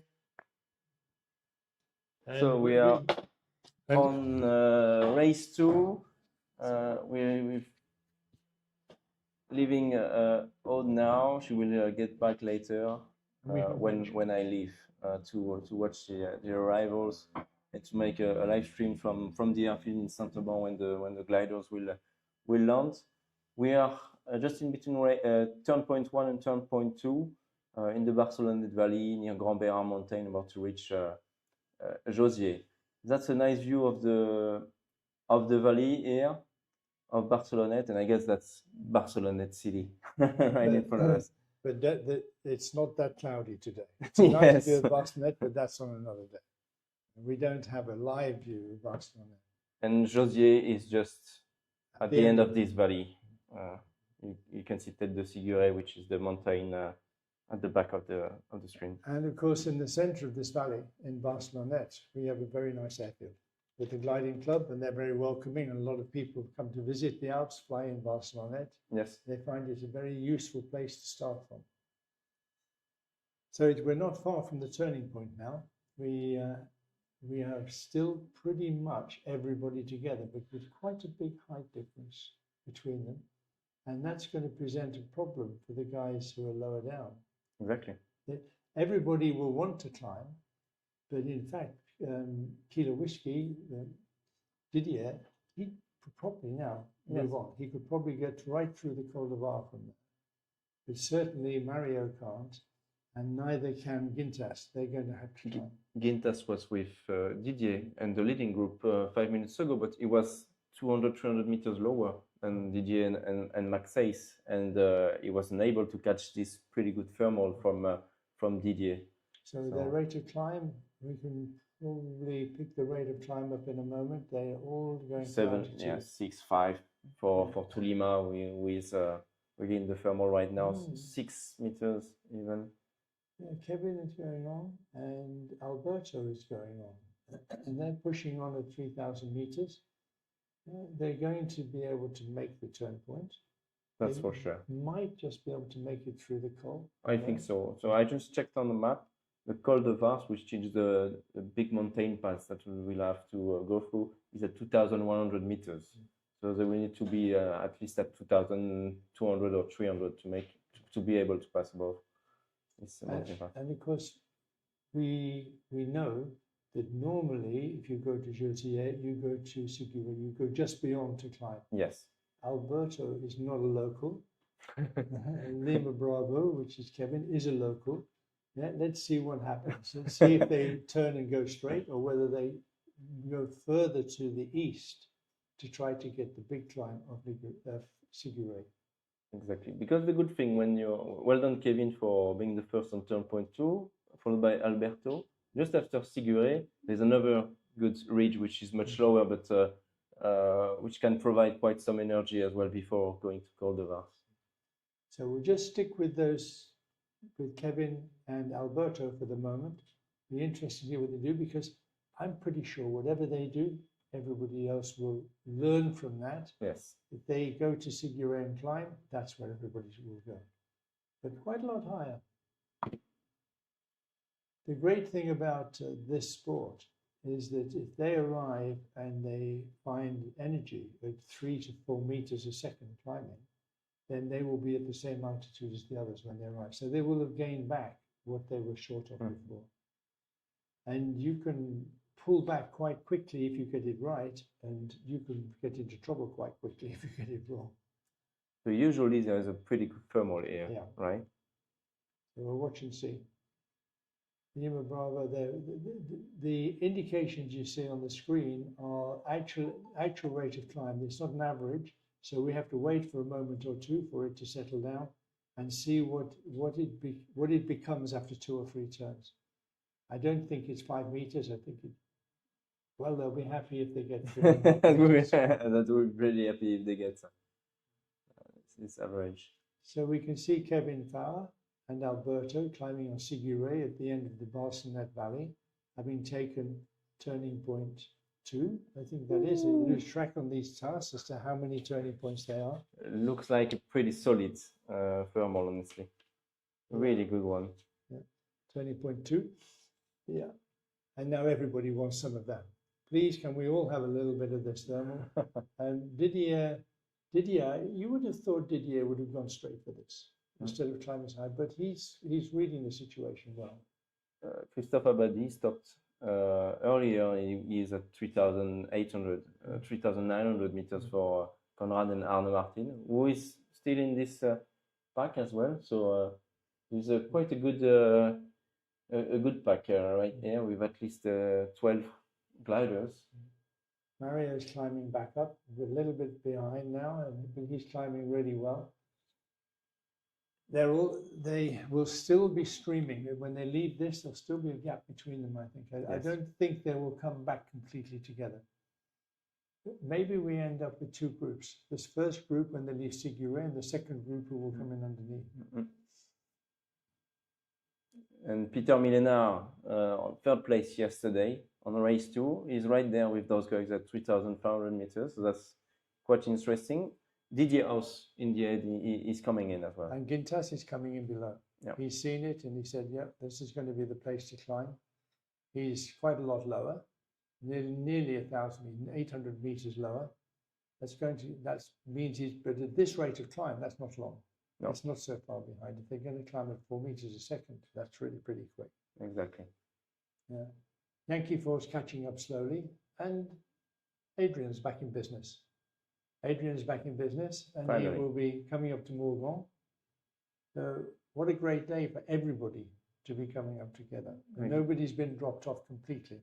Adrian, it's very unlikely he'll catch, but you never know. Yeah, you never know. If they get stuck somewhere, the whole group making a big mistake or whatever, you never know. You can still end up in the points. Probably, maybe not winning the race today, but end up in the points. It's always possible. But as Aude was saying about this region, it's such a good region for gliding that you can be fairly confident that if you're getting thermals to 3,000 meters, it's going to stay pretty good until 6 o'clock in the evening, 7 o'clock in the evening. And it's not likely to deteriorate quickly. It's not like some areas where you can get very big differences in the late part of the day, especially in the different regions. they're still going to be getting very good levels late on into the day. And that's very good for us because we're in for a pretty high speed race. We're looking for some really serious pushing now. Mike Alpha, he keeps appearing there. Mike Alpha's Arne. Arne's probably looking at his computer screen in his mind, saying, I've been here before, I've done this before. Exactly. I remember playing towards Saint-Crépin from Josier. He's done that already. I can tell you, in virtual, he's done that. Because Arne's been good in the virtual gliding. He's been very good. He's been very good flying for years on Condor, and he's one of the top pilots. He won the second virtual Sailplane Grand Prix 2 years ago in Pavolo. So he's a really good pilot. It's a blast to see him in real life flying the real competition, honestly. And the virtual Sailplane Grand Prix, will you run a virtual Sailplane Grand Prix for Saint-Auban as well? No, not for Saint-Auban particularly, because we are moving to the next step. Let's say in virtual, we've made a bid to the IOC for virtual gliding to become an Olympic sport, well, Olympic esports, as from next year or the year after, with the first Olympic esports game that will take place in Riyadh, in Saudi Arabia. And we've had to fill forms and requests from the IOC, and it's a very strict qualifier program that you must accomplish to be able to fit the OEG. So the third virtual Sailplane Grand Prix is taking place right now with qualifiers, not this week, but the week before and the week after Saint-Auban, there are qualifiers taking place. And the next one is for Africa. Then it's divided into continents. And then we have a world qualifying event for pilots who were not able to qualify through their continental event. And then a big world final, which is going to be in early 2026. 26. Yeah. And it will be a Grand Prix format? Yeah, of course. Yeah. It's all Grand Prix, same style as on the second Prix SGP. And it's open to anybody? It's open to anybody, yeah. So anybody can enter one of the qualifiers? Exactly, and it's free. You must enter the qualifier from your continent. That's the specific point from this edition, but that's it. And who qualifies for the final? The winner of the qualifiers, or? It's divided based on the number of participants for each continent. So the more pilots they are competing to one qualifier, the more qualified pilots you will get from that continent. And basically. How many in the final? 20 pilots in the final. Pilots. Just as the same as in. So you find a formula to limit the number. Yes, exactly. It's like. It's very interesting. 2 pilots in North America, 2 from South America, 1 in Africa, 2 in Asia, and 1 in Oceania, something like this. And then 6 in Europe, plus a world qualifier filling up the remaining places. So we were right. There's 2 options, as I was said. There's the option to the west, which is higher, and the option to the hills or the mountains on the east side of the Col de Var, which Didier has led the way on. Can't quite see who's leading the way on the other one, but it's quite a big group. I don't see where Stefan's got to in that. Yes, Stefan's leading that. So I thought he would. I think Stefan's said, okay, we'll go this way, and Didier's chosen the other way. Great, we can see which one's going to be the fastest route. So Didier is on the north side of the Col de Vars. Col de Vars is just below Eric Borkman, let's say, on Juliet Golf. That's where Col de Vars is at 2,100 meters here. So that's I would go on the right side as well, on the north side of the Col de Vars with Didier. It's an interesting picture because Didier is leading one group on one side, Stefan is leading another group, and Eric has decided to go down the middle. Yes. Is it because he couldn't decide, or does he think that's going to be a better way? It looks like there's not much difference. They're all going to stay at pretty much the same altitude. And I can tell you that weather-wise, it's quite good there. There are a few cumuluses on the ridges here, so it's pretty good weather. And they're flying quite quickly. They're flying 160, 180 kilometers an hour. So they've got good conditions. They're probably not far off the cloud base, maybe, so they can push on quite hard. What we can be I think, fairly confident to say is that they're all going to stop in the same place before Saint-Auban. Yes, I do agree. There might be a slight difference in the distance they have to go to get to Prachevelle. To Prachevelle, yes, just after Saint-Auban. Yeah. So the Prachevelle is actually a little bit along the mountain towards, but they'll climb before there because it'll be too far, it'll be beyond the turning point. So they'll need to climb on the corner, which is not normally so great. I don't think. I think in Prachevelle it's okay, but it depends on the time of the day and so on. But and they certainly won't want to go past the turning point. Yes, in these conditions. Exactly. Probably they will go back, and then we'll have two options to leave this valley of Saint-Auban towards the south, because the next turn point after turn point 3 is going to be Cousson, which is a mountain just next to Digne-les-Bains. So it's going to be a very long leg of almost 80 kilometers towards Cousson. So if we can just look over the top there, Seb, of the turning point in and out, and then we can just think a little bit about the altitude they're taking here and what they will do. So they could run onto Prachevelle into the turning point, yes, and come back more or less straight down this track, or they've got to go on the north side of the Serpenson Valley. They can take that side and run along exactly there, or they come straight back over the top. More to the south. More to the west. Exactly. Yeah. This way, yeah. Exactly.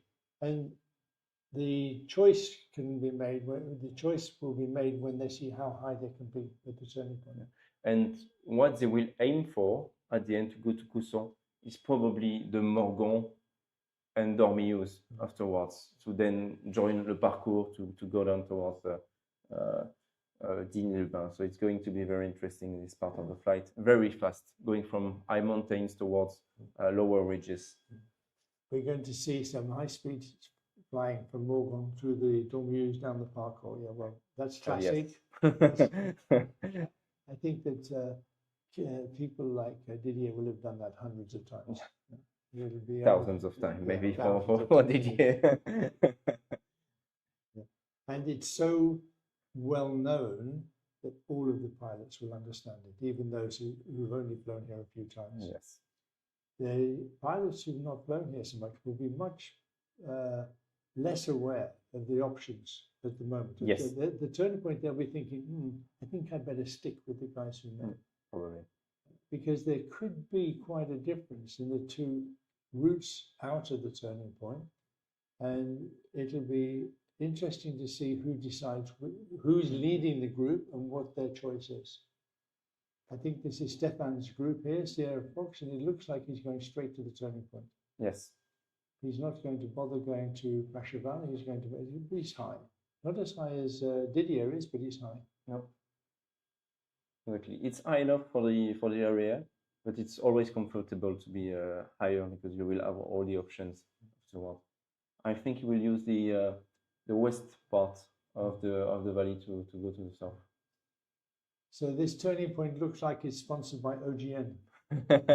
It does look like all turning points are this way today.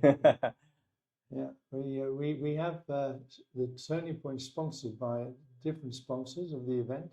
I can't remember the name of the main sponsor, but we have quite a lot of sponsors. Yeah, so Aude talked about it during the start line. The Région Sud of France. We have EDF, which is the electrical supplier of France, sponsoring the event. And we've all heard of EDF. So tomorrow we'll have a little bit of a talk about our sponsors and how the event is financed, and how we can't do this without the support of our sponsors in the local region and the federation of the gliding federation in France. So now we're going to see the action. Now we're going to see what's going to happen after Saint-Auban. So we have Stéphane Langer, who turned first this turn point 3, followed by Klaus Kambach from Germany. Arne Martin Guttler, the Norwegian pilot, is on third place right here, followed by Konrad Arter in Björn Ginsel in Hotel Charlie, and David Boder in Delta Charlie, I believe. It's a nice little group, 2,600 he has to go on the route back towards Morgon on the south side of the valley. They're not high enough to go straight back up. Yes. And they've lost a lot of altitude because they've been flying so fast. They feel confident that the conditions are really good. They've been pushing really hard. Kilo Whiskey is taking, and Eric are taking a route a lot more to the east to run into the turning point, a more conservative route. Whereas we noticed that Sierra Fox turned about 2,700. He took a shorter run to the turn. I like what Didier has done, stopping and to get to 3,600 meters, because if he flies towards Saint-Auban and turns at 3,300 or 3,400, then he's really comfortable to go above those ridges to get out of this valley towards Morgon. He won't have to stop to Morgon, and probably will be able to continue towards Dormillo without stopping, actually. So that can be a very clever move from Didier now. And there's quite a good group here. Max is with them. Didier is there. Yes. And Mario's catching up slowly. He's not so far behind now. I think Mario will be with them. Eric's there. Stanislaw is there. And Oscar Tango, he's also up there with them. Conrad's always around somewhere. Yes. He's a very good pilot. He stays with everybody. Where's Klaus at the moment? Klaus is usually not far away. Charlie Tango, but we can't see where he is. And I think that if we go back, we might see if Adrian is catching up. There we have Yankee 4 coming over the Col. Foxtrot Mike is coming along the Barcelona Valley. He's trying to catch up slowly. And so everybody is having a good flight. Adrian is saying, okay, maybe I've fallen behind, but I'll see if I can catch up. Yes. He was very brave on that first leg. Exactly. Took his chance and was a bit unlucky probably in Aujour not finding the lift he wanted and so on. But it was not a bad move, honestly. Yeah, it wasn't a bad move, but it was a bit unlucky. Yeah. So Stefan's really pushing on now. Sorry, guys. Contest director. Here we have the boss. So what I saw a nice start, and then I just saw a small group with India and Sierra together. Going really to lure. Yeah. Can we get up to speed, boss? They're all on the way out. We're now entering a really interesting phase, and we need your expertise to know exactly who is doing the right thing. Oh. So, Seb, if we look on the big picture, and Stefan Langer has taken a route on the north, more to the north, to come out of Saint-Crepin, back towards Ponson and towards Guillaume, that side. And Kilo Whiskey with Didier and with Max and with Eric and a whole group of people that turned much higher. They turned at 3,100 meters. Yeah, that was my question. They are not at the same level now. No, because Sarah Fox and Stefan turned at about 2,700 meters. Oh, yeah, okay. It's not so high. Yeah. It's okay for safety, no problem, but it's not so high. And that's why it's explained that they have not a lot of choice at the end. They need to follow this line of ridges on the right part of the screen, which are just the foothills of XII, the national park in France. And we know all the names of these small hills because we use them every day flying here. So it's Fouran is the first one you can see at the bottom of the screen, and the second one is Clotinay. And then they will enter the third one, which is the last one before entering this lake of Serponçon, which is called Guillaume. Yeah. And Guillaume's very well known. Yeah, because it's Guillaume really nice is spot. a very nice, gentle lift. Normally, you can climb up to the top here. And I think we will have perhaps some real image from the webcam from Guillaume in a few minutes when they will reach Réalon ski area. But yeah, 2,700 is the pilots with 3,000 plus. I was expecting that perhaps we would go directly to the south, back from where we were coming. But it seems that everybody wants to just stick together at the end. They stopped to climb high at the beginning. But if we can see where Stefan Langer's got to, Sierra Fox, I think he's well ahead, but maybe he is ahead. But he's in this group, like only 3 kilometers ahead, I would say. There he is. So he's actually doing okay. Look, he's 2,900. He turned at 2,700. It's very nice here. Yeah, he's not stopped to climb. He's 3,000 now. Yeah. Kilo Whiskey is the same height and behind. They will find really nice spots of thermic activity in thermals, because you have to imagine that all the air coming from the lake on the top of the screen in the middle is coming and then is blowing on these two main mountain ridges. And this makes nice spots. They face southwesterly, most of those ridges. Exactly. So they're picking up the sun and the wind. This plus that. So that's the best. Yankee 4's gone on to oxygen and coming over nice and high. He's been doing the right thing. But he's been, do you know, Foxtrot Oscar's in there with them all the time. Fox Quebec, you mean? Fox Quebec, sorry. Yeah, he's my Robin Clark, my American. I support this week because he's the one with the least experience in this area. You have to imagine that three weeks ago, he had no clue about what is flying in this area, and but he made it in the right minding with, okay, I make it step by step. Every day I learn more, and when I will feel confident, I will stick to the group. But before, I don't want to be dependable for this group. So and he's very mature. Oh yeah. And I talked to him at the beginning, and he said he knows his limitations. Yes. He knows that he needs to learn. And he knows that he probably will need 0 points. That's okay. But if he can, by the end of the competition, if he can be in the competition, he'll be very happy. No, it's a huge step, we know, for people coming for the first time in this area. All the other pilots, they know the area, more or less, yes, but they flew before years and years and years. And you need also this kind of maturity. With each time you come back, your feeling about the years before, they are coming much faster. But when it's the first ever time you come here, it's a huge step. So well, I remember when I first came here, going as far as this was scary. Going past Sailplane and past Morgan was very scary. The first time you're just 20 kilometers away from the airfield of Saint-Auban, it's a big adventure is starting. So that's okay. Don't worry. Again, it's not a question of safety in this area. I think perhaps you talked about the area and. Or to give us a little talk. Yeah, I want to emphasize that we are really lucky in this Provence area because, okay, it's mountain, so it's demanding sports, that's sure. But still, every 20 kilometers you have an airfield. Every 20 kilometers you have an airfield. This is unique in the world to have a mountain area with such a comfort for flying. And we can thank everybody and the people before us and the people before them to have built so much for us today. So it's a really nice playground.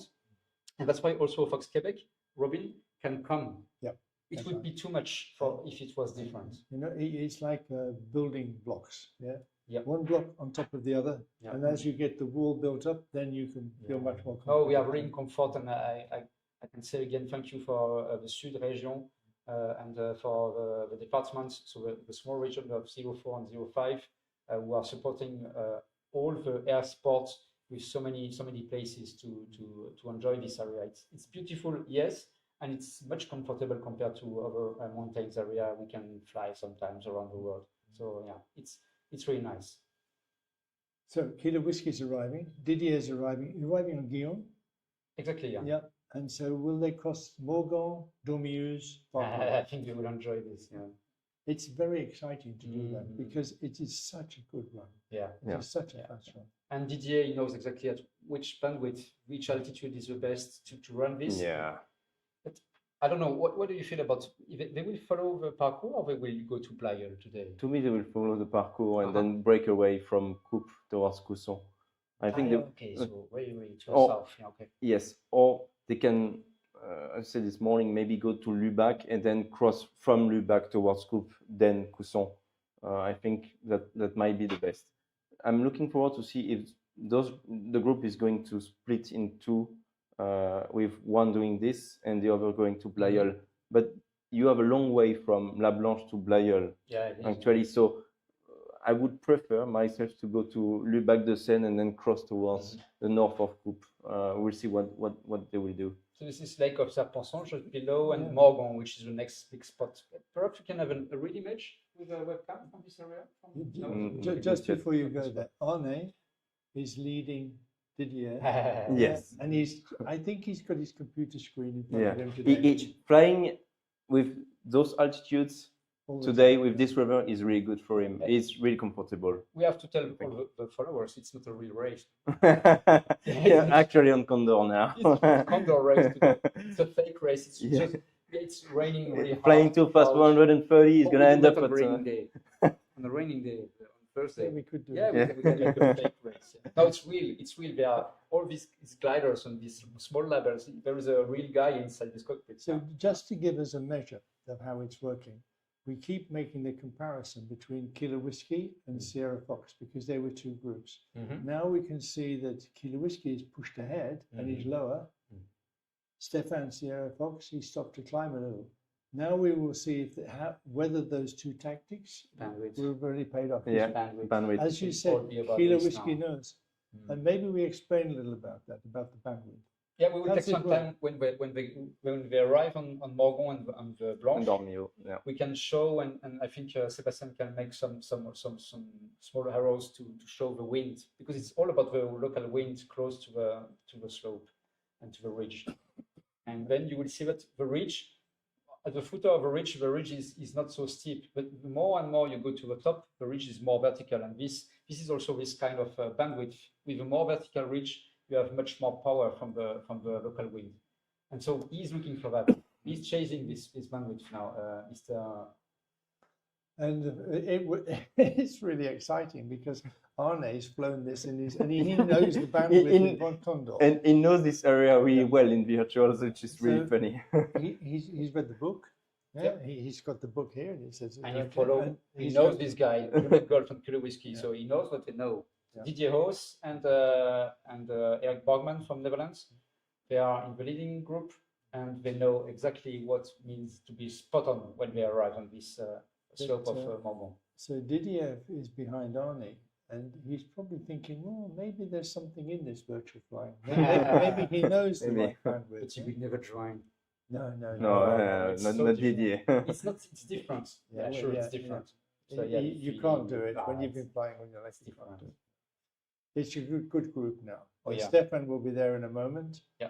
We're only missing out of the top group of pilots, we're missing India, who's still back. Exactly. I don't know how far back he is. Mario is gently. Okay. Let's see where he is and see if he's catching up because he was.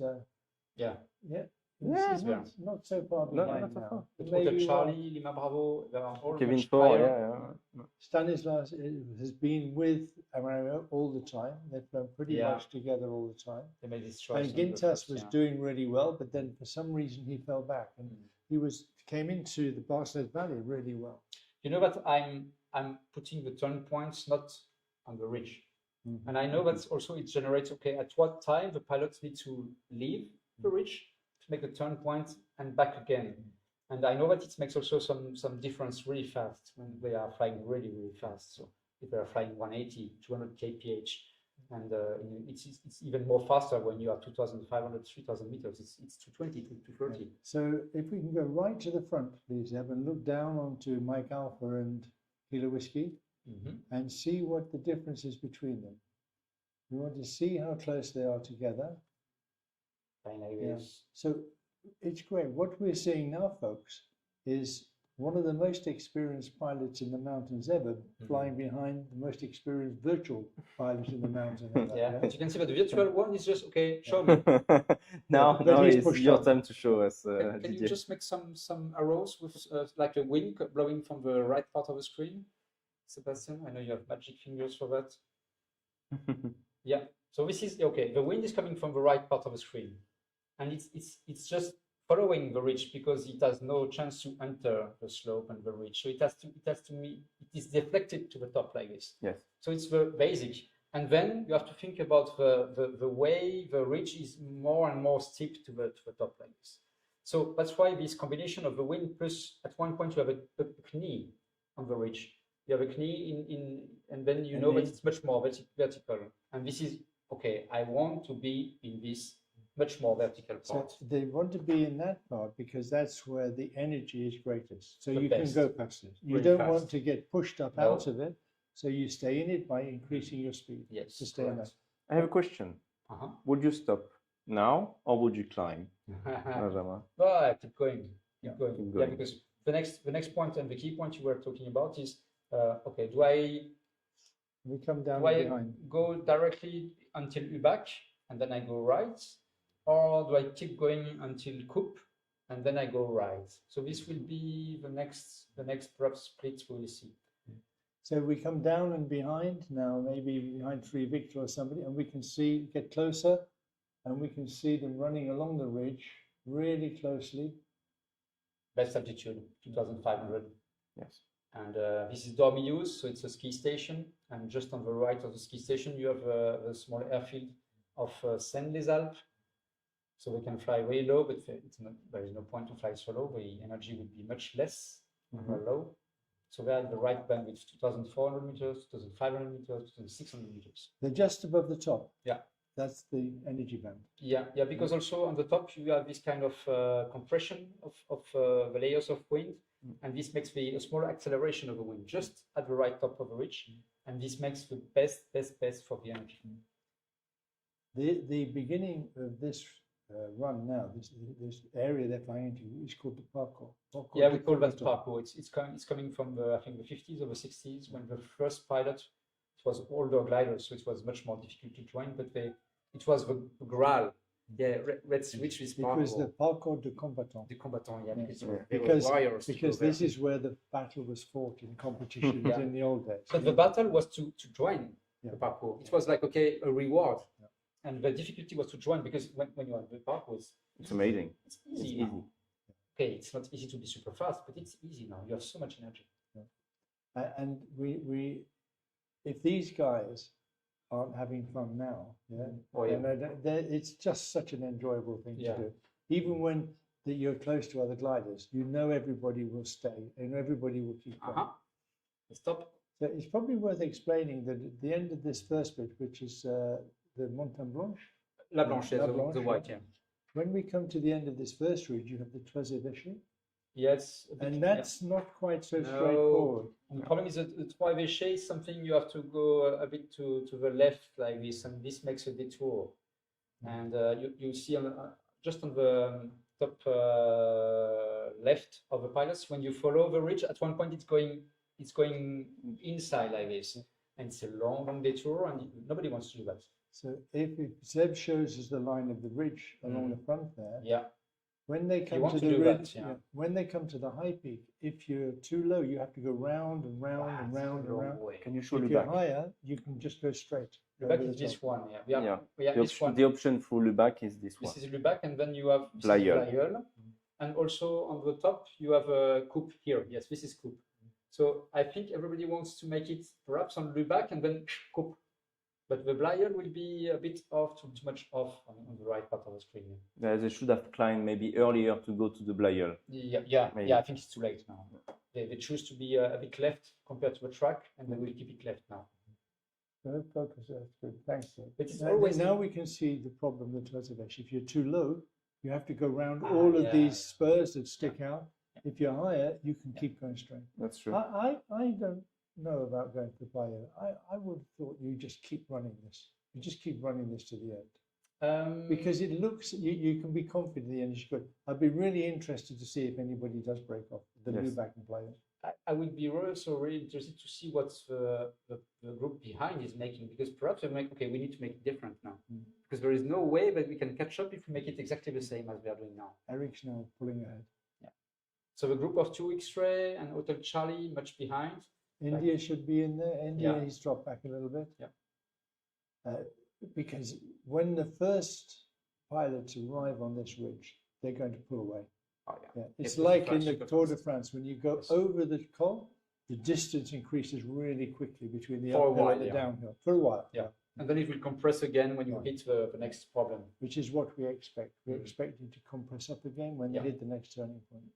But I'm happy as a designer of the task because we are not super high. If it would be 3,500 here now, the race would be a bit over for everybody. Exactly. But we are still missing 1,000 meters to be ready. Like, okay, we can push and go to the low area, the end of the race. It's 9. Counting 9. To me, it's 9. Wow, 9 in 1 minute. Yeah, they are all in 1 minute. Even less. And Eric's feeling happy. Eric's at home now. Oh yeah. Oh, yeah. He said, okay, I get this. I really get this. Yeah, I can really do this. It would be very interesting to ask when he will land how many times he flew there in his life. It must be 1,000 times perhaps. Just like Didier. Yeah. So Didier has fallen to the back of this group. Didier's in the middle now. Oh, no, he's Tolima is fallen there. to the back, and it's probably Okay. Let's I think see he did if one he's turn. breaking away I now. may return. I think he did one turn into there. Oh yeah, wait. Gentlemen, I'm going to leave you here. Yeah. And I wish you a very good race. I'm leaving you with Benjamin and Johan, and then Aude will come back for the finish. Maybe you go to the top of the mountain and see if you can look that, or you'll catch them when they finish. I'm gonna go outside, and we're gonna do live for the arrivals. Okay. So stay tuned for the arrival. Thanks, Antoine. All right. Thanks for your insight. Thank you, It's guys. been great. Yeah. Benji and I'll manage to enjoy this next part, and Aude will be back in 10, 15 minutes or so.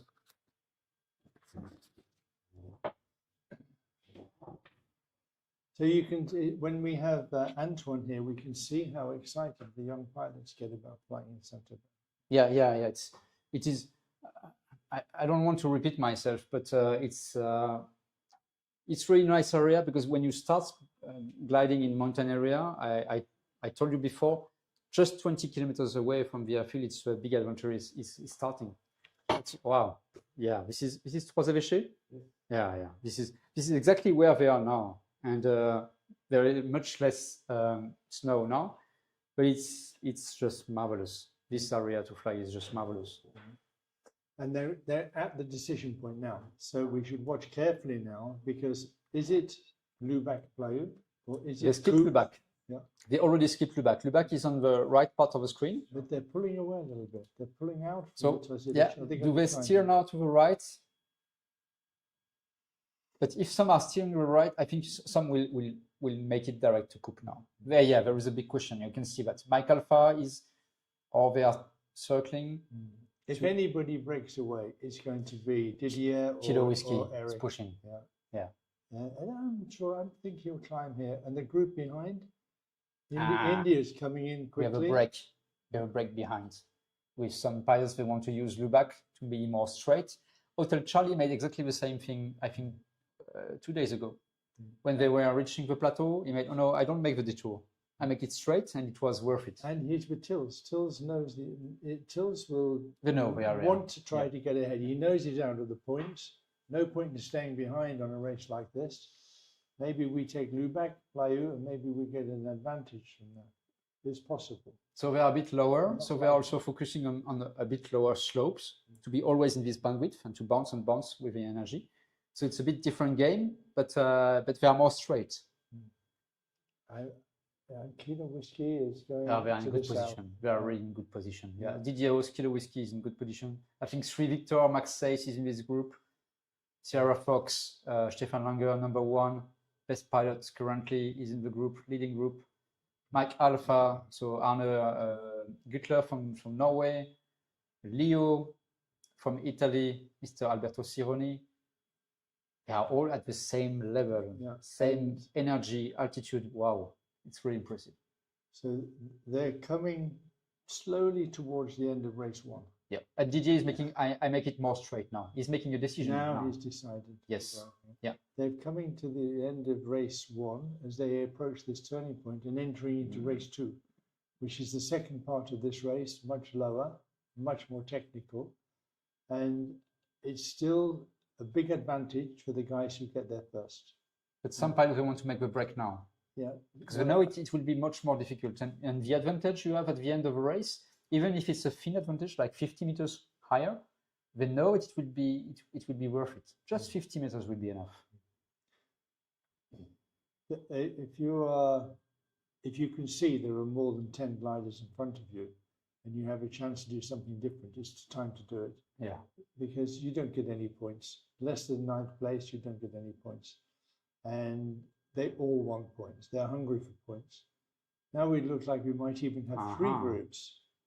There'll be a cumulus over Lubac, maybe. Yeah. Maybe Lubac's got a little convergence. Cumulus marking it onto the Playoux. Yeah, I think so, yeah. But there are also a lot of question marks in the cockpit now.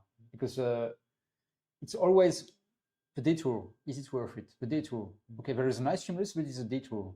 Is it worth it? Is it worth it? And now they are exactly in this position. Is it worth it? The Lubac's not really a detour. The detour is to the left. They made it the detour on the left. Yeah, correct. Yeah. And Lubac is like a joining ridge because the valley of Serie is quite high, and then the valley towards Dean is lower, but Lubac takes the convergence. Yes, it's across always the a good middle. spot. Yeah, yeah. And there is a small ridge which is continuing towards Dean, so towards the turn point. So it's good. Yeah. So we look down from a little bit higher up there, Seb, and we can see the options. Oh, so Kiliwski is making like a big steering to the right part of the screen. So Didier's, and I'm not sure it's really worth it. Also because you can see that Juliet Golf, so Eric Bergman is much higher, and I think he will make it more straight. The road is the valley, so the Crête de Limon and Blaye is to the right side of the road, we can see. The Crête de Limon are a bit on the right side of the road, yeah. And that can be quite nice to run down there into the Yeah, turning point. this is Crête de Limon, yeah. For me, it's too high to enjoy this. They are too That's high, the problem, yeah. If you are low, yes, you can use it, but when you are too much, like 1,000 meters above, I'm not sure. I don't think Didier heard you. Yeah. He's decided to go the direct way. So 3 groups now. Didier alone, reaching Crête de Limon, just in front of him now, the green, and then he's chasing by a group who stopped on Lubac, so at the bottom of the screen. This is the group of Eric Borgman and Christophe Abadi. And you have also Mike Max, so Peter Millenaar from Netherlands. And then there is a group on the right part of the screen, left part, which is the Arne and Sierra Fox, Stefan Langer. So Arne Güttler and Stefan Langer. Yeah, and with it is Alberto. They are not higher compared to Didier, and they are making a long detour now. Yeah. So it has to be worth it. Yeah. It's a big bet. But they have this is Cheval Blanc, and then there is Coupe.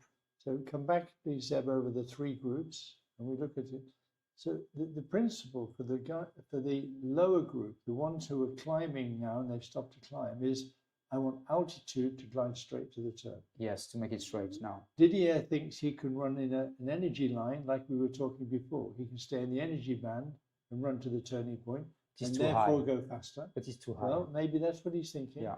And the group to the left, they didn't climb as well as they wanted, and now if they don't climb here, to run, they're going to have to run it, and they can't really go more around to the what's it called, Blanche, and that way the Coupe, because it's too far off track now.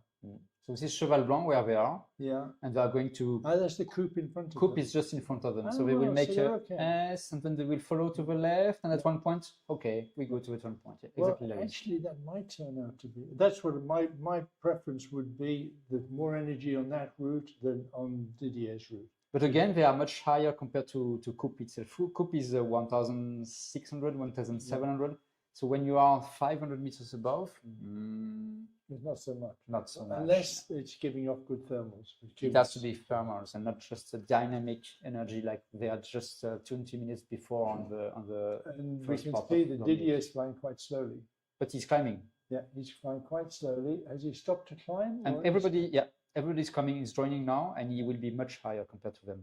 Yeah. So he made the right decision for now, for this group at least. And he's climbing on Blaye. 3.6. No, this is, it's just what we call between Blaye and Crête de Limon. We call it la cassure. It's the first part you can actually come over. When you come from the Monge or somewhere, you come onto here, and as you go down, you go as soon as you're above the top, you can climb. You say, okay, yeah. Nice spot. And he knows it's nice. And 4 meters. Didier's found it. Oh yeah, huge, really good. You can see the numbers is 5 meters per second. So each second is winning 6 meters now. He's winning 6 meters altitude. That's the best climb Yeah. for a long time. And it just goes to prove the hot spots are the hot spots. Yes. They're all saying about you can't beat City Hall. When the book says these are the places, these are the places. 3,000 meters already. He's really shooting up. So this must be Cheval Blanc, I think. It's the Blaye. And Blaye, sorry. Crête de Limon is really bad. down. But it's Blaye from the eastern part, no? Yeah, I'm not. And we can see the Blanche behind it in the distance. And you will see on the right part now that it's the beginning of what we call Cheval Blanc and the foothills of Coupe. Yeah. And as we're coming round to the right, we should see Cousin, or should see Cousin, which is the turning point off to a little bit as it comes round more to the right. Of course, there are little bits of cumulus out there, not much cumulus, but a few small ragged cumulus to give them a guide. Wow, Didier, 3,200 meters. Yeah. Wow. And they all came with him. Yeah. And Juliet Golf, so Eric Borgman, also 3,000 meters. Tulima, Christophe Abadi, 3,000 meters. And nice spot. And I think Didier will leave soon. And this is the leading group now. It's Max. Max is there with Stefan. Distance-wise from the next turn point, they are leading, but they are much lower. Oh, they've stopped to climb. Yeah, they're stopping because it doesn't look as good, does it? No. 3 meters, 2.5 meters. It's good. It's not going to be a big difference into the turn. No, never. That's the beauty of our sport. It's not a question of magic and luck. You need to generate a chance to find the best thermal. But it's not just a question of luck. We would stop this sport for Mario seems to be having a nice day on his own. Normally he's in front on his own, and today he's a little bit behind on his own. So it's just a question now about for Didier is when it is time to leave. When it's the right time to leave. Because he's leaving. Yeah. As soon as the lift drops below whatever. Yeah, you need to find it. Okay, my decision is if it drops below this number, I need to go now. And of course, there could just be a nice cumulus there. So when he reaches the cloud base, he has to go. And I can see over Blayu, there's 1 or 2 small, tiny little cumulus, which will be good markers and be very helpful. And Didier saw that. But that's the area they're flying into now. Yeah, on the left part of the screen, this will be exactly the turn point, extreme left part of the screen. And the cumulus is beyond that turning point. Yes, it's on the next valley behind. And you can see the tiny little piece of cumulus that are over the Blayu and the Massy. Nice markers, yeah. Happy pilots for sure. So now the question of Didier is, okay, I have a lot of energy. How do I spare this energy? And we're going to look down on them as they come into the turn to see if the Sierra Fox's route with Max is going to be the good route or whether it's going to be Didier's route much more to the west over Blayu and the Crête de Limon. And here we go. They're going to climb here? Yep. You can get really good climbing. At the back between Cousin and Coupe, it could be really nice. I think a game is starting also in this group with who is the highest in this group, because the pilot in this group, they know that perhaps we made not such a good decision, but I want to be the highest of this group to have a chance to well, it looks like Arnie. Yeah, 3 Victor, Max is okay, Arne, Mike Alpha is okay, and the other ones, they are just 100 meters below. It can make a difference in a few minutes. Cousin generally has a good climb, but it might not go so high. Yeah, it's a different game. It's a small hill at the end, it's different. As we've said so many times before, the thermals pulse. So you can have a strong bit, nothing, and a strong sorry for you. And if you arrive in between the 2 strong parts, you can't wait. Yeah. And if you arrive just in the middle of a strong part, you climb. And now we will maybe see that in action. Yeah. There will be a thermal in Cousin. Will it be strong enough? Will you arrive at the right time? That's why the task of a pilot in the cockpit is to generate chance to find the next lift, and not just one, but several one, because we know that there is a cycle in the lift and it's pulsating like this. You're trying to make your luck. Okay, reaching the first, this is the 4th turn point, I think. 4th turn point, yeah. And Sierra Fox is thinking, because Dean Town is just down on the right side. Yes, this is we Dean. can look down right on the town now to the right of Sierra. Just on the top Fox, of your head there. And the road coming in, which is the Route Napoleon. Yeah, it's the river you can see mainly, and the road. Yeah, it's the route of Mr. Napoleon. Yeah, and you make to Nice after. Yeah, and Max is actually going to be highest coming in here. Much higher. Yeah, well, much, yes, but he's quite. He is. He's quite a bit high, isn't he? You're happy when you are 300 meters above Mr. Lange. You're really happy. Yeah. So how high is the coupe? Sorry? How high is the coupe? You mean Cousin, you mean? Cousin, sorry. 1,500. So they've got lots of altitude Yeah. above it. Well, we're about to find out who made the right decision. If Kilo Whiskey comes in above them, then he will have got it just right. But it's Distance looking to is me like 4 it's not. Ks. Yeah, it's 4 kilometers from the turn point, and he's like. So he's going to be the same height as Max when he comes in. It's high. Yeah. He's going to be about the same as Max. But no, he'll be a bit high more. at the right moment, above the others at the right moment. And that's perhaps one of the key points of this race today. But they still have 140 kilometers to go. Yeah? Second race is starting now. So it's nearly the same distance again. I'm sorry, I made 2 races in 1 race, but yeah. But the final glide will take care of 1/3 of that at least. They don't have to climb. It's going to be quite interesting now because we're entering into a completely different set of problems as to how you manage with this. I fly a lot in this area because I'm one of the team coach for the French team, and we are flying a lot in the area of Saint-Auban. And I can tell you in the cockpit the feeling when you leave the super high mountain, and the task setter made you a turn point in the really low. And then perhaps you have to make it again above a quite high mountain. The feeling in the cockpit is a bit of frustration because you know that you are so high with so much energy, and now you will have to do a job again. You need to do the job again. It's a little bit like nice run downhill on your bicycle, and when you get to the bottom, you look up and think, no, I've got to go to the top. You do the job again. Yeah.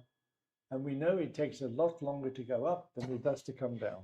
But it's part of the fun at the end. It is. It's all part of the game. Each time you're at the top and you say, well, I made it. So they made the turn. We have Juliet Golf coming in there, Eric. Stanislas is coming in behind him. I think then we have Stefan in Yankee 4. He's caught up really well. Where is India? Mario Kessling is really high somewhere. I don't Kevin see is him. with them. Yankee 4 is there. And Hotel Charlie. Hotel Charlie is having quite a good flight. He's doing okay. He's been quiet for most of the race, but he's still there. He's still with them. And look, these guys are a little bit higher. They're 2,700. They're not. They are still there. They're still in the race. I don't see where India is. He's probably quite a way behind. Well, he was a way behind, but he was high. I would expect maybe India has a chance still. He still has a chance. And you can see that just the difference of altitude on the turn point of Cousson is pushing for a different ID. So this is a plateau. Yes. And the plateau, the top of the plateau, does give better thermals than the valley. Yes, definitely. You normally stay over the top of the plateau. Yeah, it's better. But also the hills, the foothills, like they are the escarpment, the slope. This can also generate because you have to imagine that the local wind is running along the river and the valleys, and sometimes hitting these footers, and this helps to generate also to make the bubbles with energy and thermic activity. But they have to stop. It's going to be almost like Batland thermaling for a moment to get to the lure at a good altitude. There is a good and a bad because also when they were waiting for the start, they flew this area, but it's 2 hours ago. It can be different. So sometimes you have this kind of, it was okay in this spot, can change. And it's blue. It's blue. There might be a plateau little blue, wisp or something, but not really much of a marker. So you have to be really opportunistic in this kind of area. Exactly, you can see on the plateau. The plateau is on the right part of the screen. And it's exactly like this. It's blue with a bit of high clouds. So we can see the coupe in the distance, and the next turning point is just right in front of us, behind Lemida. Yep. Yeah, on the top of the ridge. So they can use each other, but the pilots who are out in front are just looking and waiting. Yeah. Looking and waiting. And Didier is making like, okay, I made a break with the altitude. I need to use this break now. I can't wait and follow them because they will catch up. They will find a nice thermal. I need to push. They're so close together, Bench, that there isn't really much in it. We can. It's a group, isn't it? It's a race is starting here because there's almost nothing in the distance and the altitude in these guys. it's 1 or 2 turns in the thermal. So I think Didier has around 4 kilometers Yeah. advantage in distance and 100 meters. and 100 meters, which is quite okay. And perhaps, I don't know. I tell you, it's okay for Max because he can see Didier. Yeah, but if I put myself in the mind of Didier, difficult. I know that if you just say, okay, I'm okay, now I just keep them in control, under control. But I'm not sure he will make this mind now. I don't know. Especially in the blue, you don't know what the people behind you they will catch. That's difficult. Well, and we have seen already on the previous 2 days. Suddenly, the group that's just behind you or to one side catch the thermal and you miss it, and the next thing you know, they're sailing overhead. Really and that's the nature of our sport. The nature of our sport is not missing the opportunity when it comes and trying to maximize the opportunity. You try always to create the chance of getting that good thermal, getting that good energy. You have some guess about what is coming in front of you, but you have to create this opportunity to make it real and not just anymore just a guess. From this turning point, they have to cross the Durance Valley. Yeah. And when they cross the valley to the western side, will they expect better conditions? I would not say better, but at one point they will have to accept it is what it is. It's a 1.5 meters, but now it will be not much better than 1.5 meters. It's not anymore in the high mountains. It's not anymore convergence system. It's just thermic activity. Look at the altitude of Mario. So Mario is really high on the turn points, but I think 15 kilometers on the back compared to the leaders. Yeah, the others went through at a similar height, I think. They a went bit lower, to 2,300 meters, 2,400 meters. Yeah. But again, he made a mistake a long time ago, and I think okay, now I need to change my mind and to make it different. If I make the same, no way. He can fly the same route as everybody else, but higher. But he can use them rather than trying to make his own flight. So one group is now stopped, and they're climbing. I would be really interested to see the average climb, but 2 meters. That's not too bad. Could be 2 meters, but I don't think Max so much. is in there. 1.6. And Eric is in that group. It's difficult to tell. Skatango is in that 2 point group. something. Conrad's there. So not bad. Not bad. That's and Alberto's there. Yep, that's a good one. Yeah. Now we get the curse of being in front. And Didier doesn't like being behind. He likes to be in front. Didier is a which pusher. is why it's quite often he suffers a little bit from also missing out because he just is a lone wolf. Yeah. He doesn't know. It's not in his psyche. It's not in his DNA to stay behind. He wants to get out in front. And they're about to cross the Durance Valley. So Klaus Kambar is for me, I don't know such a lot Klaus, but he's also a bit like I think Didier. Yeah. They are pushers. He likes to find his own. They want to make a job. The two guys together with the same CK, that's not bad. But there's nothing clever that they can do now with ridges or little hills. They're looking for thermals which appear on the flatland. Opportunity perhaps with this cloud there. I don't know if it's a bit off compared to their route. That cloud has just formed. Yep.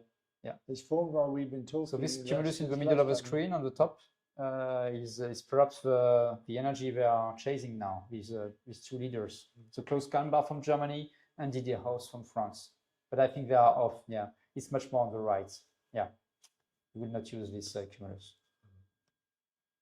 They passed it.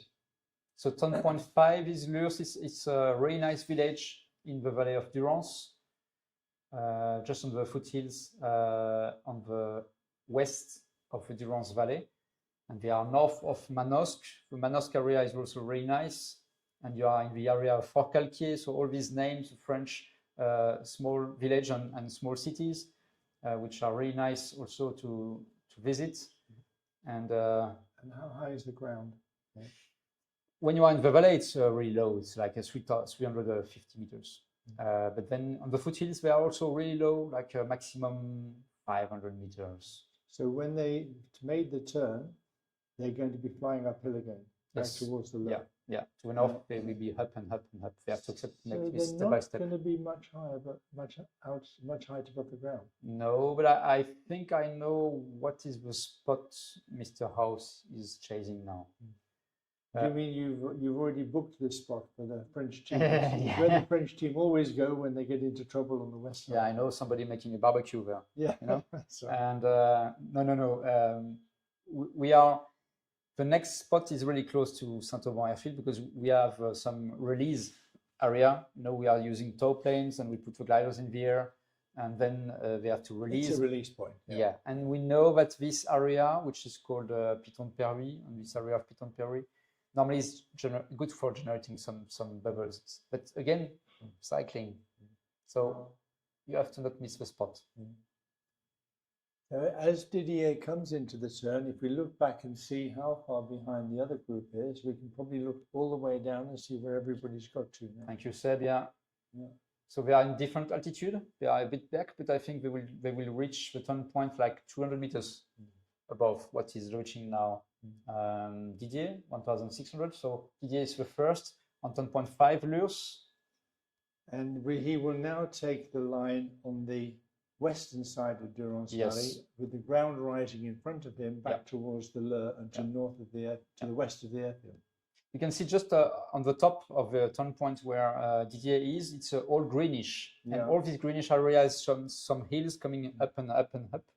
And this is also potential things to find some terminals. He knows that. He knows this area really well.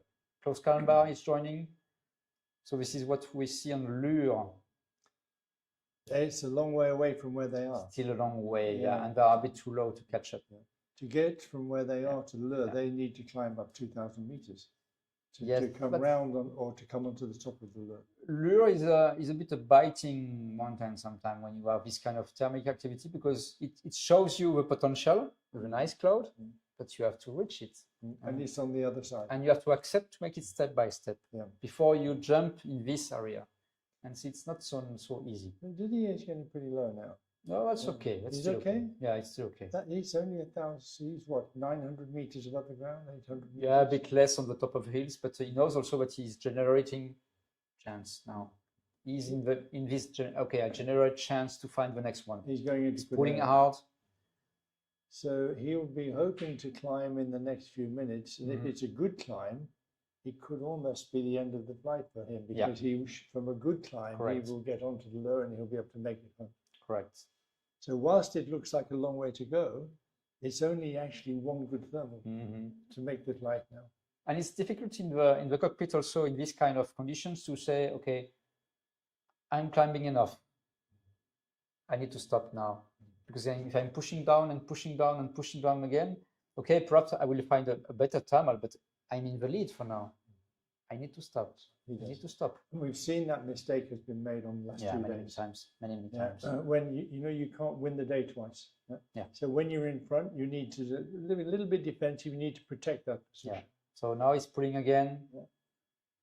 1400, and you can see that Shy Tango. So Klaus Kallenbach is making the same, pulling, pushing, pulling back. They are looking for something. I want to find a nice something. energy region. He's come back up to 1500, and I want to find a good enough one. Or you have to, at least you have to think about, okay, it has to be just good enough, not the best one for the world. And good the enough. closer and closer he gets to the Lure, the less and less chance. Yeah. So we are exactly. But he's very on it. Well, let's see how it settles. This is 2 time. meters would be okay. 2 2 meters? meters would be fine. And it's also nice for him because he can see the people coming. I see the hill now. Now we can see the little escarpment there, the little ridge line. Yeah. Is that what we're looking at? Yes. 1.2, 1 meters, not enough. I give him time. Yeah. He will come back. Again, it's going to 2 meters something perhaps. And it's probably got a little cumulus on it. He's leaving. He's leaving. But whatever he does, the other guys are going to do. They're not going to stop before they get to him. Yes, circling. because they are high enough from the tank point. So it's one of those games you play. You think pulling this again. may not be the best thermal, but if I take it, I know the others will come to me. Yeah. I But know that they won't dare risk not coming to And me. I need just to be above them when they join. Yeah. And then I can control the And race. they might just fly through quite a nice thermal to get to me. 2 meters. Yeah.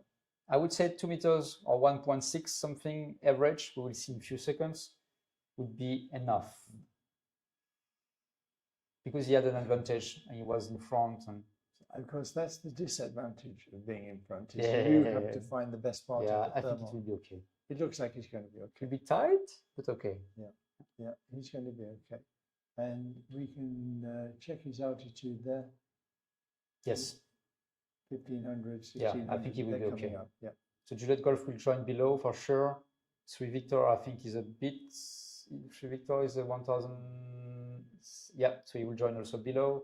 Oscar Tango is in good position. So Konrad Harter, 1800. And I can't see. And 3 Victor, Stefan. that's Max. Max will be just a little bit below Didier. Stefan Langer is making difference. You know that he can't reach. It's over if he is going with Charlie Tango and Kilo Whiskey. For Stefan Langer, he knows that it's over. I'm too low compared to the other guys. I need to take my chance. What height is he? What height? 1,500 something. That's okay. Yeah. Safety is okay. It's no problem. Kilo Whiskey's only he's not really climbing that cleanly, is he? He's probably going to move close climb bar is leaving also because he's below Didier and he knows that he needs to find something better. So he's pushing now. Well, you know, he might just be doing that because he's said, okay, winning the day is more fun than coming third or fourth or sixth or something. So here's my chance. I win or I lose. Yeah, here's my chance. Yeah. And I'm going to take, I can see a little cumulus, I can see the hill. And anyway, it'd be really helpful to Didier if I find 4 meters and he sees me. Yeah? So Didier is climbing quite well and he's not taking a risk now. Decent climb, no risk, controlling. And Oscar Tango will come in and Max will come in with him. So Chai Tango is pushing, Klaus Kamba is the leader now, is pushing to get this nice cumulus you saw on the image a few minutes ago. And we know that it's nice. Yeah, sure, it's nice. Max is in the lead in this competition. He has 6-point lead. He doesn't need to win the day, but he does need the points. I need to control the race. Yeah. So he said Didier is there, Didier is doing well. Yeah. Didier doesn't have many points at the moment. Didier is well down. And everybody will be watching on the flam what is happening to Chai Tango. Okay, you want to take the lead, you want to take the risk. We are okay, we let you do that. It's like controlling in cycling sport. Sometimes you say, okay, you want to do it? Do it. And we just control behind you. I'm not as confident as you are that they have the same sort of strategic mind that you have. I think they're probably looking and thinking, I don't really like this thermal very much. I'm going on. And Klaus will be okay because that face with the sun's been on the south face of the Lure, there'll be a little breeze going up the valley there. He'll find a thermal. Whether it's a really good thermal or not is the issue. So the pilots below, we took just the chance to use the small energy of the thermal, but they keep going because they know, okay, we are lower and the thermal is not so good. Tills is flying well off to the west there. Yeah, a bit like Stefan Langer. Yeah. And they're doing okay. Yep. They're doing okay because actually everybody's moved on. They've ignored Didier's thermal. They've said, oh no, it's not good enough for us. So Chai Tango is now chasing this. Where is the thermal on this lure, long lure? And it's not easy, and he will catch it. Yeah, he will catch it in a few seconds now. So it will be the target. Will he go to the left now? No. Or maybe he's not heard you. No, it's blowing from the right part of the screen. So the wind. And from the left. It should be on the left side. Yeah. Tiny bit. Yeah. Everything is from the top now. You need to be on the top. You need to find something. Or let's stay with him and see what happens here. Or we will go. Let's close in a little bit. Close in a bit. Here comes Oscar Tango is pulling hard behind. You can see that now. So we'll see if he has a good thermal or not. Don't worry about that, folks. That's just the GPS doing funny things. Yes, sometimes we are losing some GPS, and Klaus did not find anything. He's gone over the top. Oh. And maybe that wasn't because now he's going to end up on the low ridge. Yeah. On the north side. But low. Yeah. Not so much fun. Oscar Tango is climbing okay. Kilo Whiskey is high. And not that much higher, but he's a bit higher. He's 1700. He's much higher, in much comfort compared to the other ones. Yeah, he is. Charlie Tango is only 1100, right? And Stefan is down amongst the trees there. Poor it's a shame. Decision of Stefan to go there is a bit, yeah. Okay, we will see. Kilo Whiskey's got. He's bossing this. He's in charge. He's on the top. And we look at his rate of climb in a moment. and we can compare the rates of climb, but he doesn't need a big rate of climb. He just needs to be better than the others. So Didier is in control, higher, and he's just enjoying the nice spectacle of pilots looking for the next turn. They're going on. They don't like it. It's not good enough.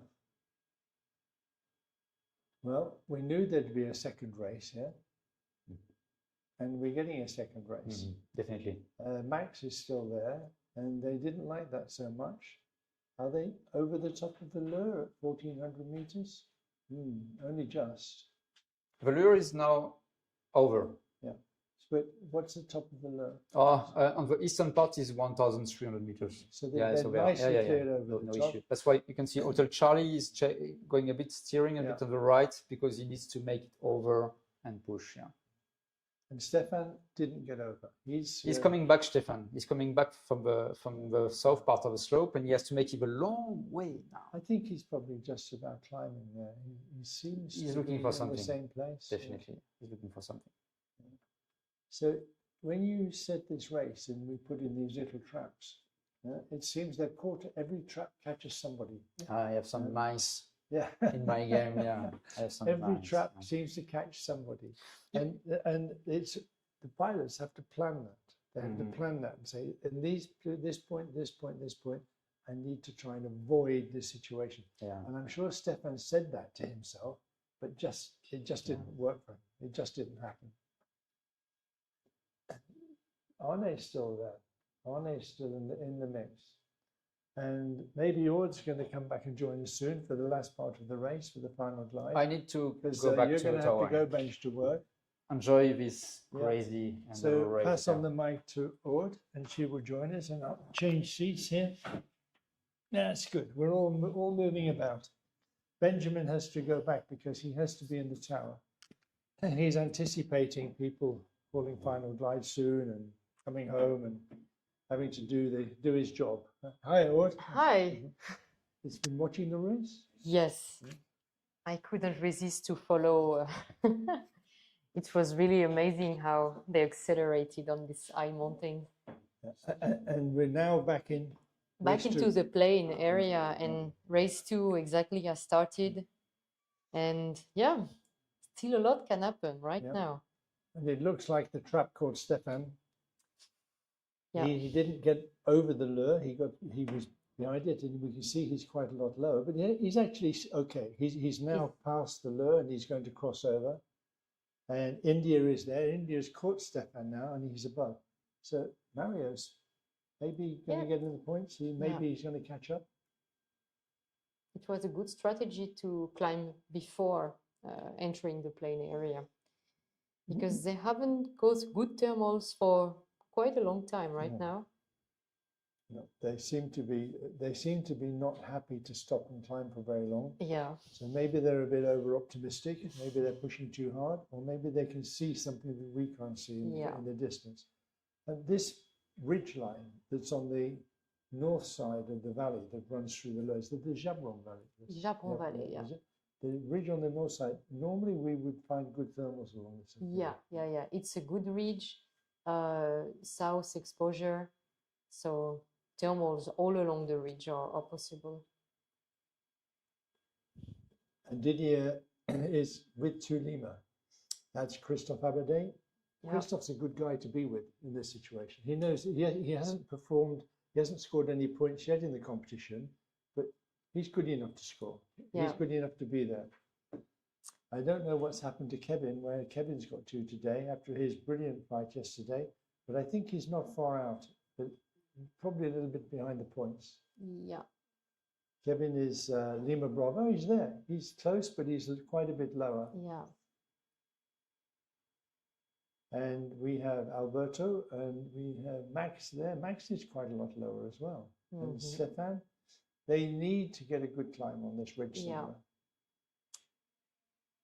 So we expect to see Kilo Whiskey climb here somewhere. Yeah, with Tulima, maybe, yeah. Christophe and Didier together, good pilots, very strong. Working together will definitely help them a lot. And Eric is coming in. Eric is coming in at the same point. That's now we have 3 pilots who know this area really well, and they only have 1 climb now. If they can make a good altitude in here, it's a final glide. Yeah.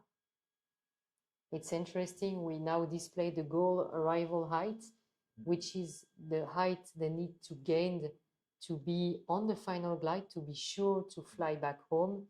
And so there are still quite a few hundred meters missing so far.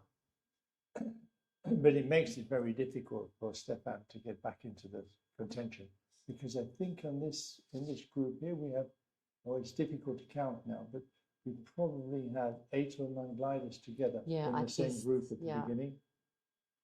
And with that puts anybody behind that out of the point. So there's 7 guys all in that part.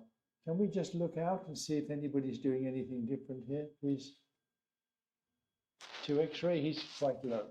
Yeah. And he's gone off to the right. Tills, he's probably feeling a bit uncomfortable at altitude. Max is he's climbing okay. Max is 1300. He'll be happy to go up. They didn't stop to climb. They're going on around the corner. They tried something, but it wasn't good enough, so they just go on to La Platte.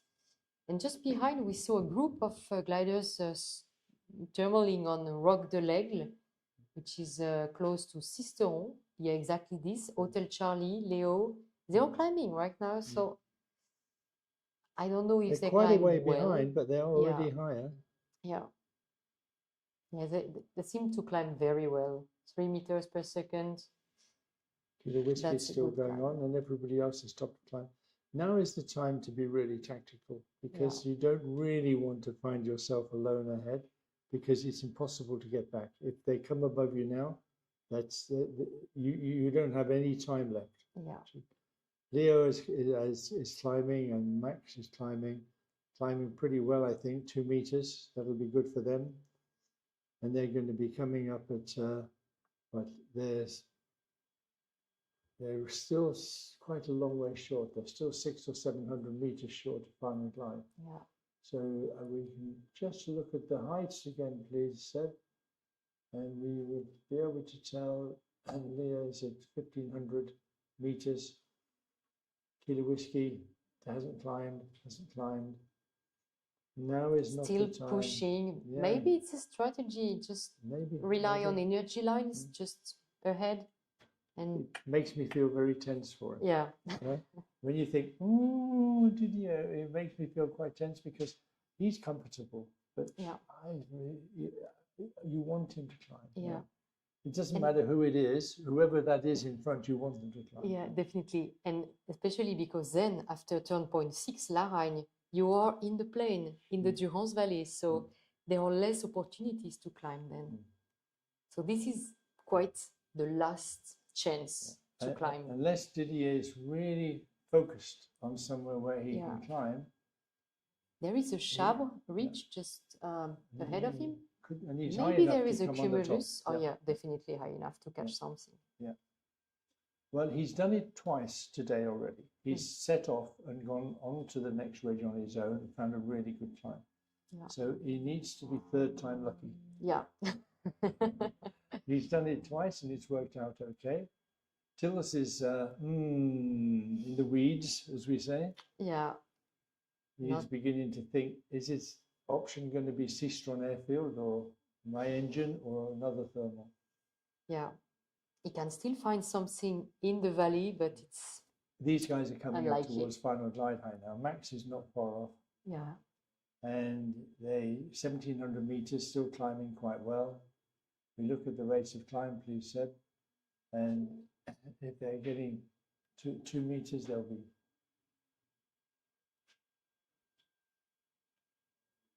Yeah, they're not climbing so well, but they're still climbing. And Alberto's on his way. Yeah, Kevin Ford as well. Yeah, 1700's not enough. But they estimate that it wasn't strong enough. Yeah, I think they may have seen the Vario of the West group, who is climbing really fast, I guess. Can we look at the group to the west? We said what they're up to. They are climbing quite well. Christophe 17 to Abati. Lima Mike Alpha. India's there. He's caught up Yeah, really 3 to well. 4 meters Eric per is there. second. Yeah. That's where Didier went and didn't climb well. Yeah. That's what he went for. Or And maybe the pulse of the thermal, he just missed it. yeah, but maybe he was not enough Quite west. so far Yeah. west. Yeah. Yeah. He's not on the shard yet, but he's about to arrive. And if he arrives, we can see if he gets his climb. Yeah. This is And a very so- good climb here. And so far, Christophe is the highest glider on the task. And he's only 200 meters short now yeah, of having exactly. the energy. And his rate of climb still, please, Seb, is he still climbing well? Yeah, 4 meters per second. Yeah. Oh, It's a really good climb. yeah, he's going to be really, really comfortable. Amazing. And Arne is with him. We could see a completely different set of winners today. It's still not finished. Still 40 Ks to go. So is Didier climbing? He seems to be on the Looking ridge for there. something. Not so good for him. Not so good for him. He could come back on the ridges. He could Yeah. take the turn and come back. And I know he's got to go to. He's got to go straight across the valley next, because the next turning point. The next turn is Sisteron. Yeah. But oh, that's really. that's tricky. why it's going to be tricky, because you're in the middle of the valley. And so here, from La Reine to Sisteron and then back to Saint-Auban, there are no really option to climb. This So- is why it's time to climb here at this point. Yeah, we see that Christophe is now above arrival height. So he has already some margin for the final glide, but I think he's still climbing just to ensure that he will be high enough and not, So the distance taking to thermal run, later. Yeah. The distance to run from La Reine is 23 and 35. Distance left is 50 40. Ks for Christophe. Yeah. But for Max, it's about 40 kilometers. And he has 1,700, he has 1,500 meters, I think. No way can Didier make it back from 1,200 meters. Oh no, now it's too low. It's definitely too low. And I'm not sure what he's doing. Maybe he has seen Till climbing. Till is climbing, On the not end, fast, but he's climbing. So maybe he will target him. He's only climbing at half a meter, but he's climbing. Yeah, he was in a difficult position at this altitude. He just needs to climb, whatever the speed. Do you know what we're learning when we watch each of these races? Is you need to be a little patient at the right time. Yeah, and sometimes if you need to take 2 meters, take these 2 meters, because then you just have 0.5. And that's exactly what happens here. They just push on, and then, oops, too low. Max is 1,400 meters. Is that enough? Not quite. Because the 40 kilometers back, that's So he definitely needs to climb. 1,100, 1,200 meters. They need, and we need 650 when they finish. Yeah, 650. And so they only have 800 meters. It's not enough. Yeah. Not by a long way. Yeah. Not by a long way. Ice climbing. Yeah. It's 1.1 meter. Okay, it's not fantastic, but Better than nothing. well, you need to be a real optimist to think that you're going to climb after that. But Didier is already a hero, and I'd be amazed now. Be amazed if he manages to pull something out of this. So Christophe Abadi, well above. 2,200. Yeah, he's really in a good position right now. And he's 3 Victor with him, and who else was with him? Arne was with him. And 3 Victor is He's on the group that's on the he's on shaft. the group, yeah, much lower. Oh, they're all coming in together lower. That's strange. Yeah, They may have seen something to bet on this. I think they're just slope. desperate. Yeah. I think this is last resort city now. This is, I don't have any other ideas. I'm just going to have to find something to climb. And I always find something because I'm a good pilot. Yeah? So I can just keep going and I will find something. Yeah. Life's not like that, I'm afraid. Yeah. And David's with Christoph, and Oscar Tango is there with them. That's Conrad. Conrad's always lurking around there somewhere near the front. Yeah. India, he's come back into the race. And they made a good ceiling now, so they have quite enough altitude right now to make it to final glide. Yeah, Eric and Mike Peter. Yeah. He was third yesterday. It was a very good flight.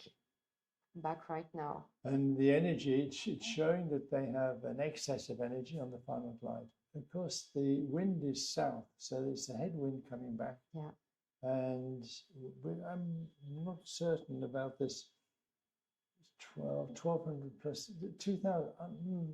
I would say that it's when they take the turn, maybe 1,800 meters, 1,700. They did it from Seastrom the other day in this wind. It's 1,700 meters. At Seastrom. Yeah, yeah, at Seastrom. So they've got to get to Seastrom, which is 12 kilometers.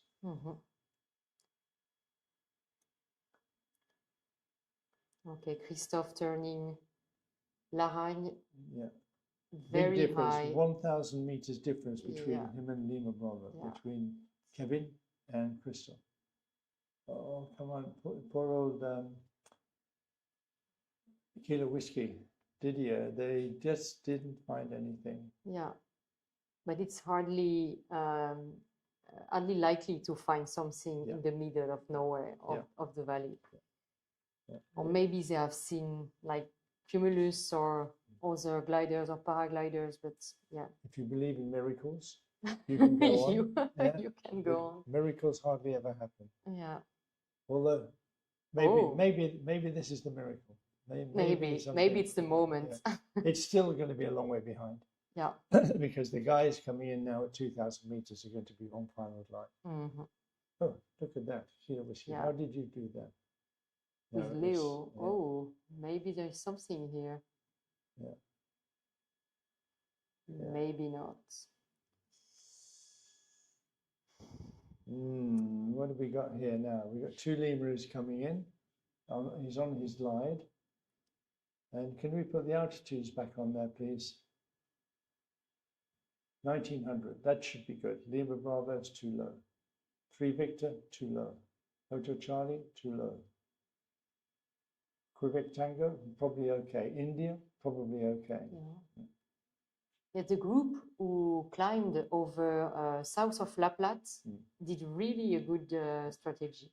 And these guys way back now who've climbed high, they could end up just sailing over the top of that increasingly large group of pilots who didn't stop to climb. Yeah. Didier is sort of accumulating them. They're all coming to join him, all in sympathy with his situation. And Stefan's there. He's low. Yeah. He's too low. Lima Zulu is looking good. Lima Zulu is Quintas. He was quite a long way back earlier on. He's come up.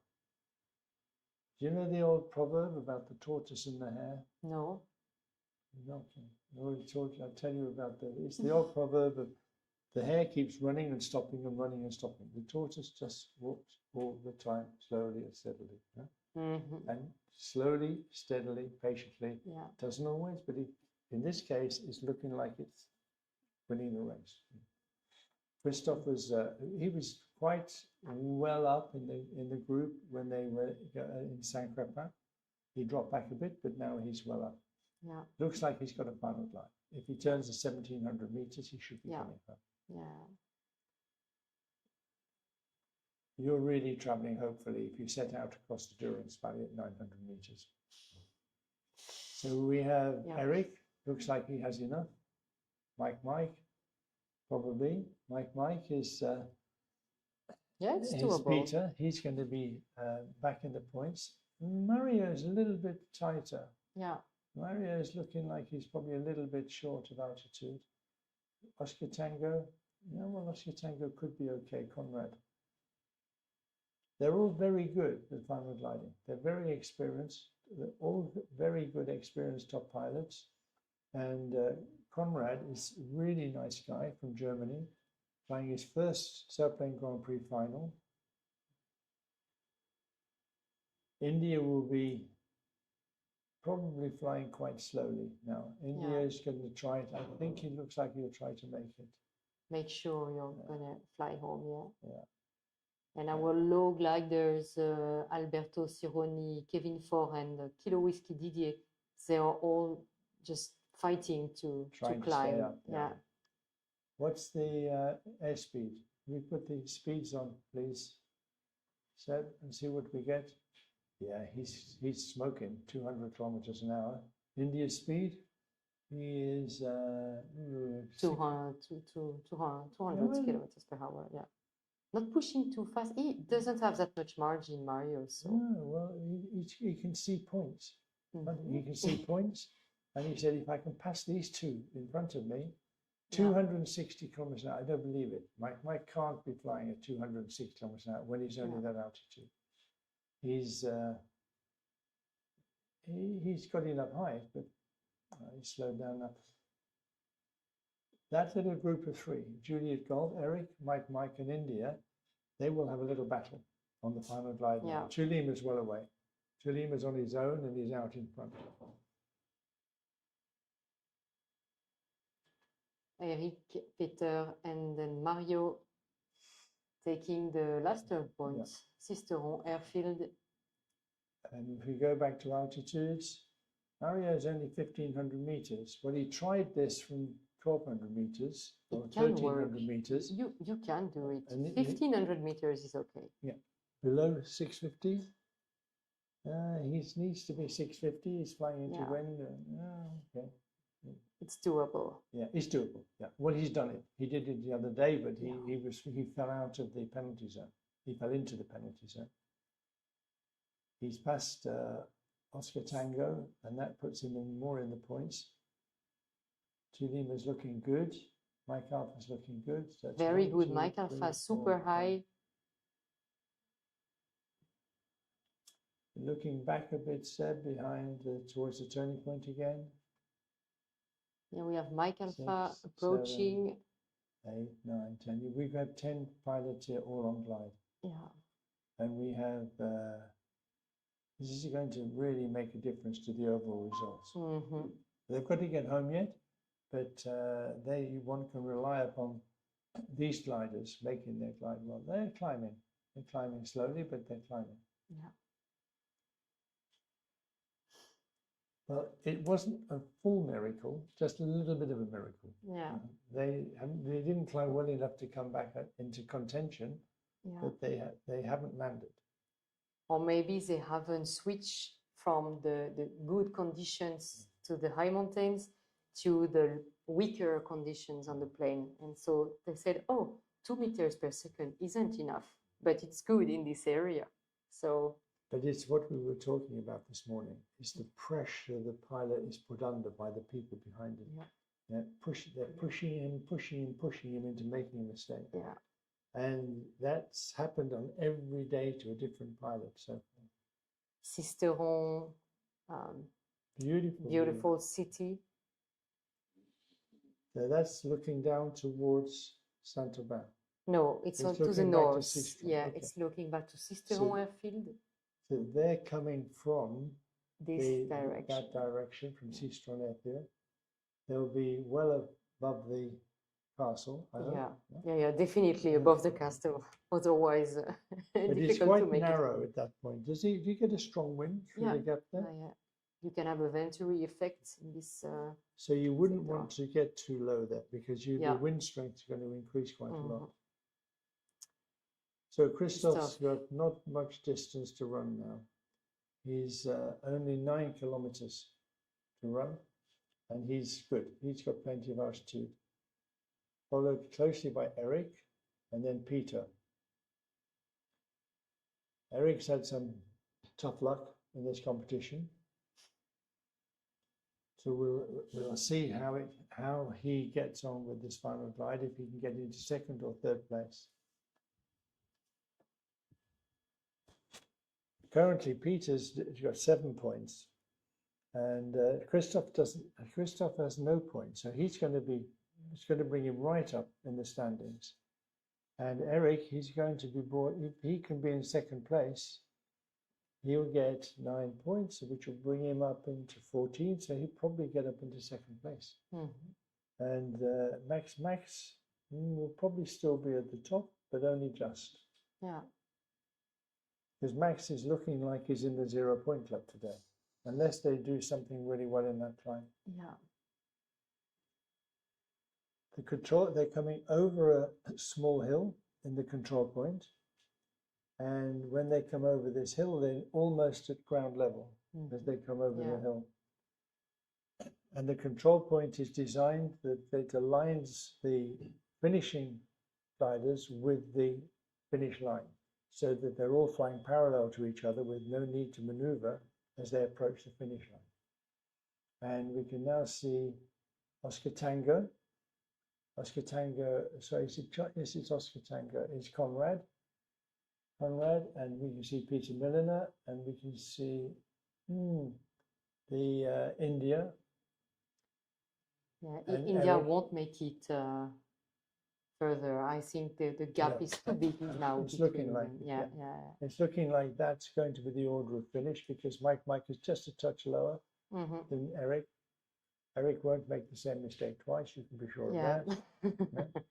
And Mike Alpha, it will put Mike Alpha in the points as well. Christophe just turned the report points, which was Rocher Saint-Jean. He has a safe margin for finish line, so up until now, Mike Alpha didn't have any points. And I think Oscar Tango is down. So he's going to be very happy to be in the points. Christophe Abadi. 679. He can't go below 650 without getting a penalty. But sometimes there's a discrepancy between what we see and what he's reading on his instruments or what he's recording. There he's finished. With good altitude. Well done, Christophe. Well done. Excellent flight. Yeah, excellent end of flight. Yeah.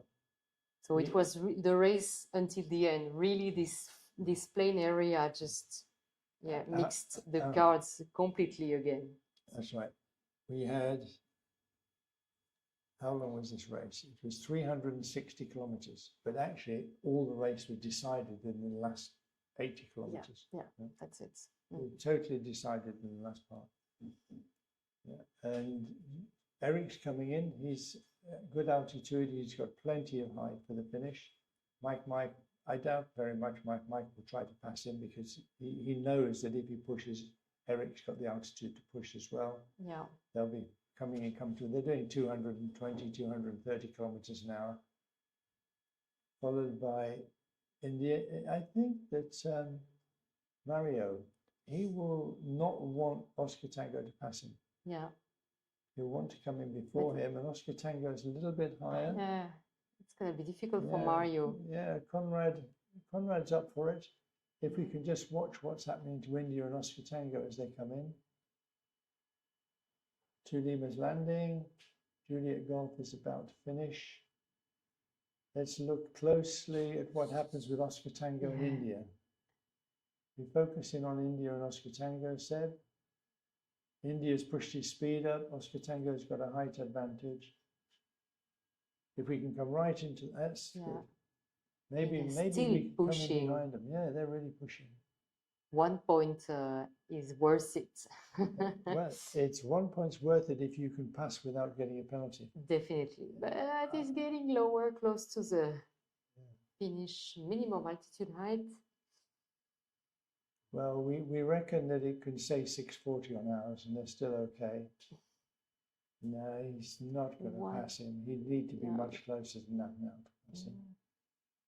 Mario's done a really good flight. He's pulled back from a pretty disastrous flight up until the Cuisson, and he's really pulled it back. Yeah, because he climbed enough on the plateau before going to Lure area, which was really bad. That's right. And once they came across the Durance Valley, he was steady all the time. Exactly. He didn't push on. Let's go back and see what's happening to the other guys. Arne Martin. Yeah. So we have 1, 2, 3, 4, 5 finishers.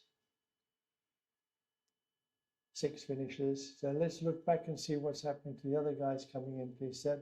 The group, the Miracle, Delta Charlie. Delta Charlie, David, he's going to be in the points. Yeah. Delta Charlie, that's good for David. That's really good. And Gintas, it's going to be a bit of a battle at the back here. Yeah, like with Okay. Okay. We're going to go and see the winner being interviewed by Claire immediately after they landed.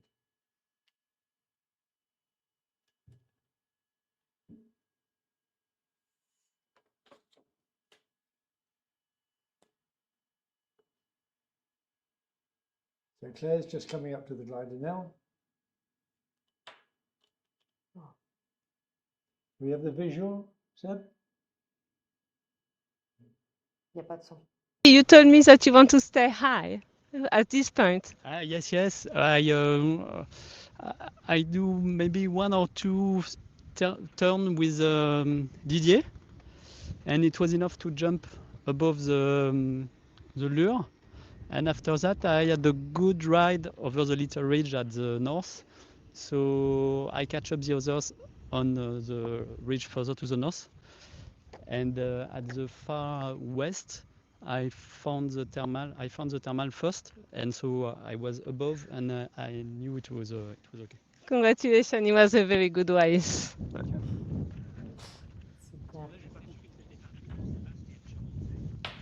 Yes, well done, Christophe. Yeah, well done. Very nice management of the last part of the task.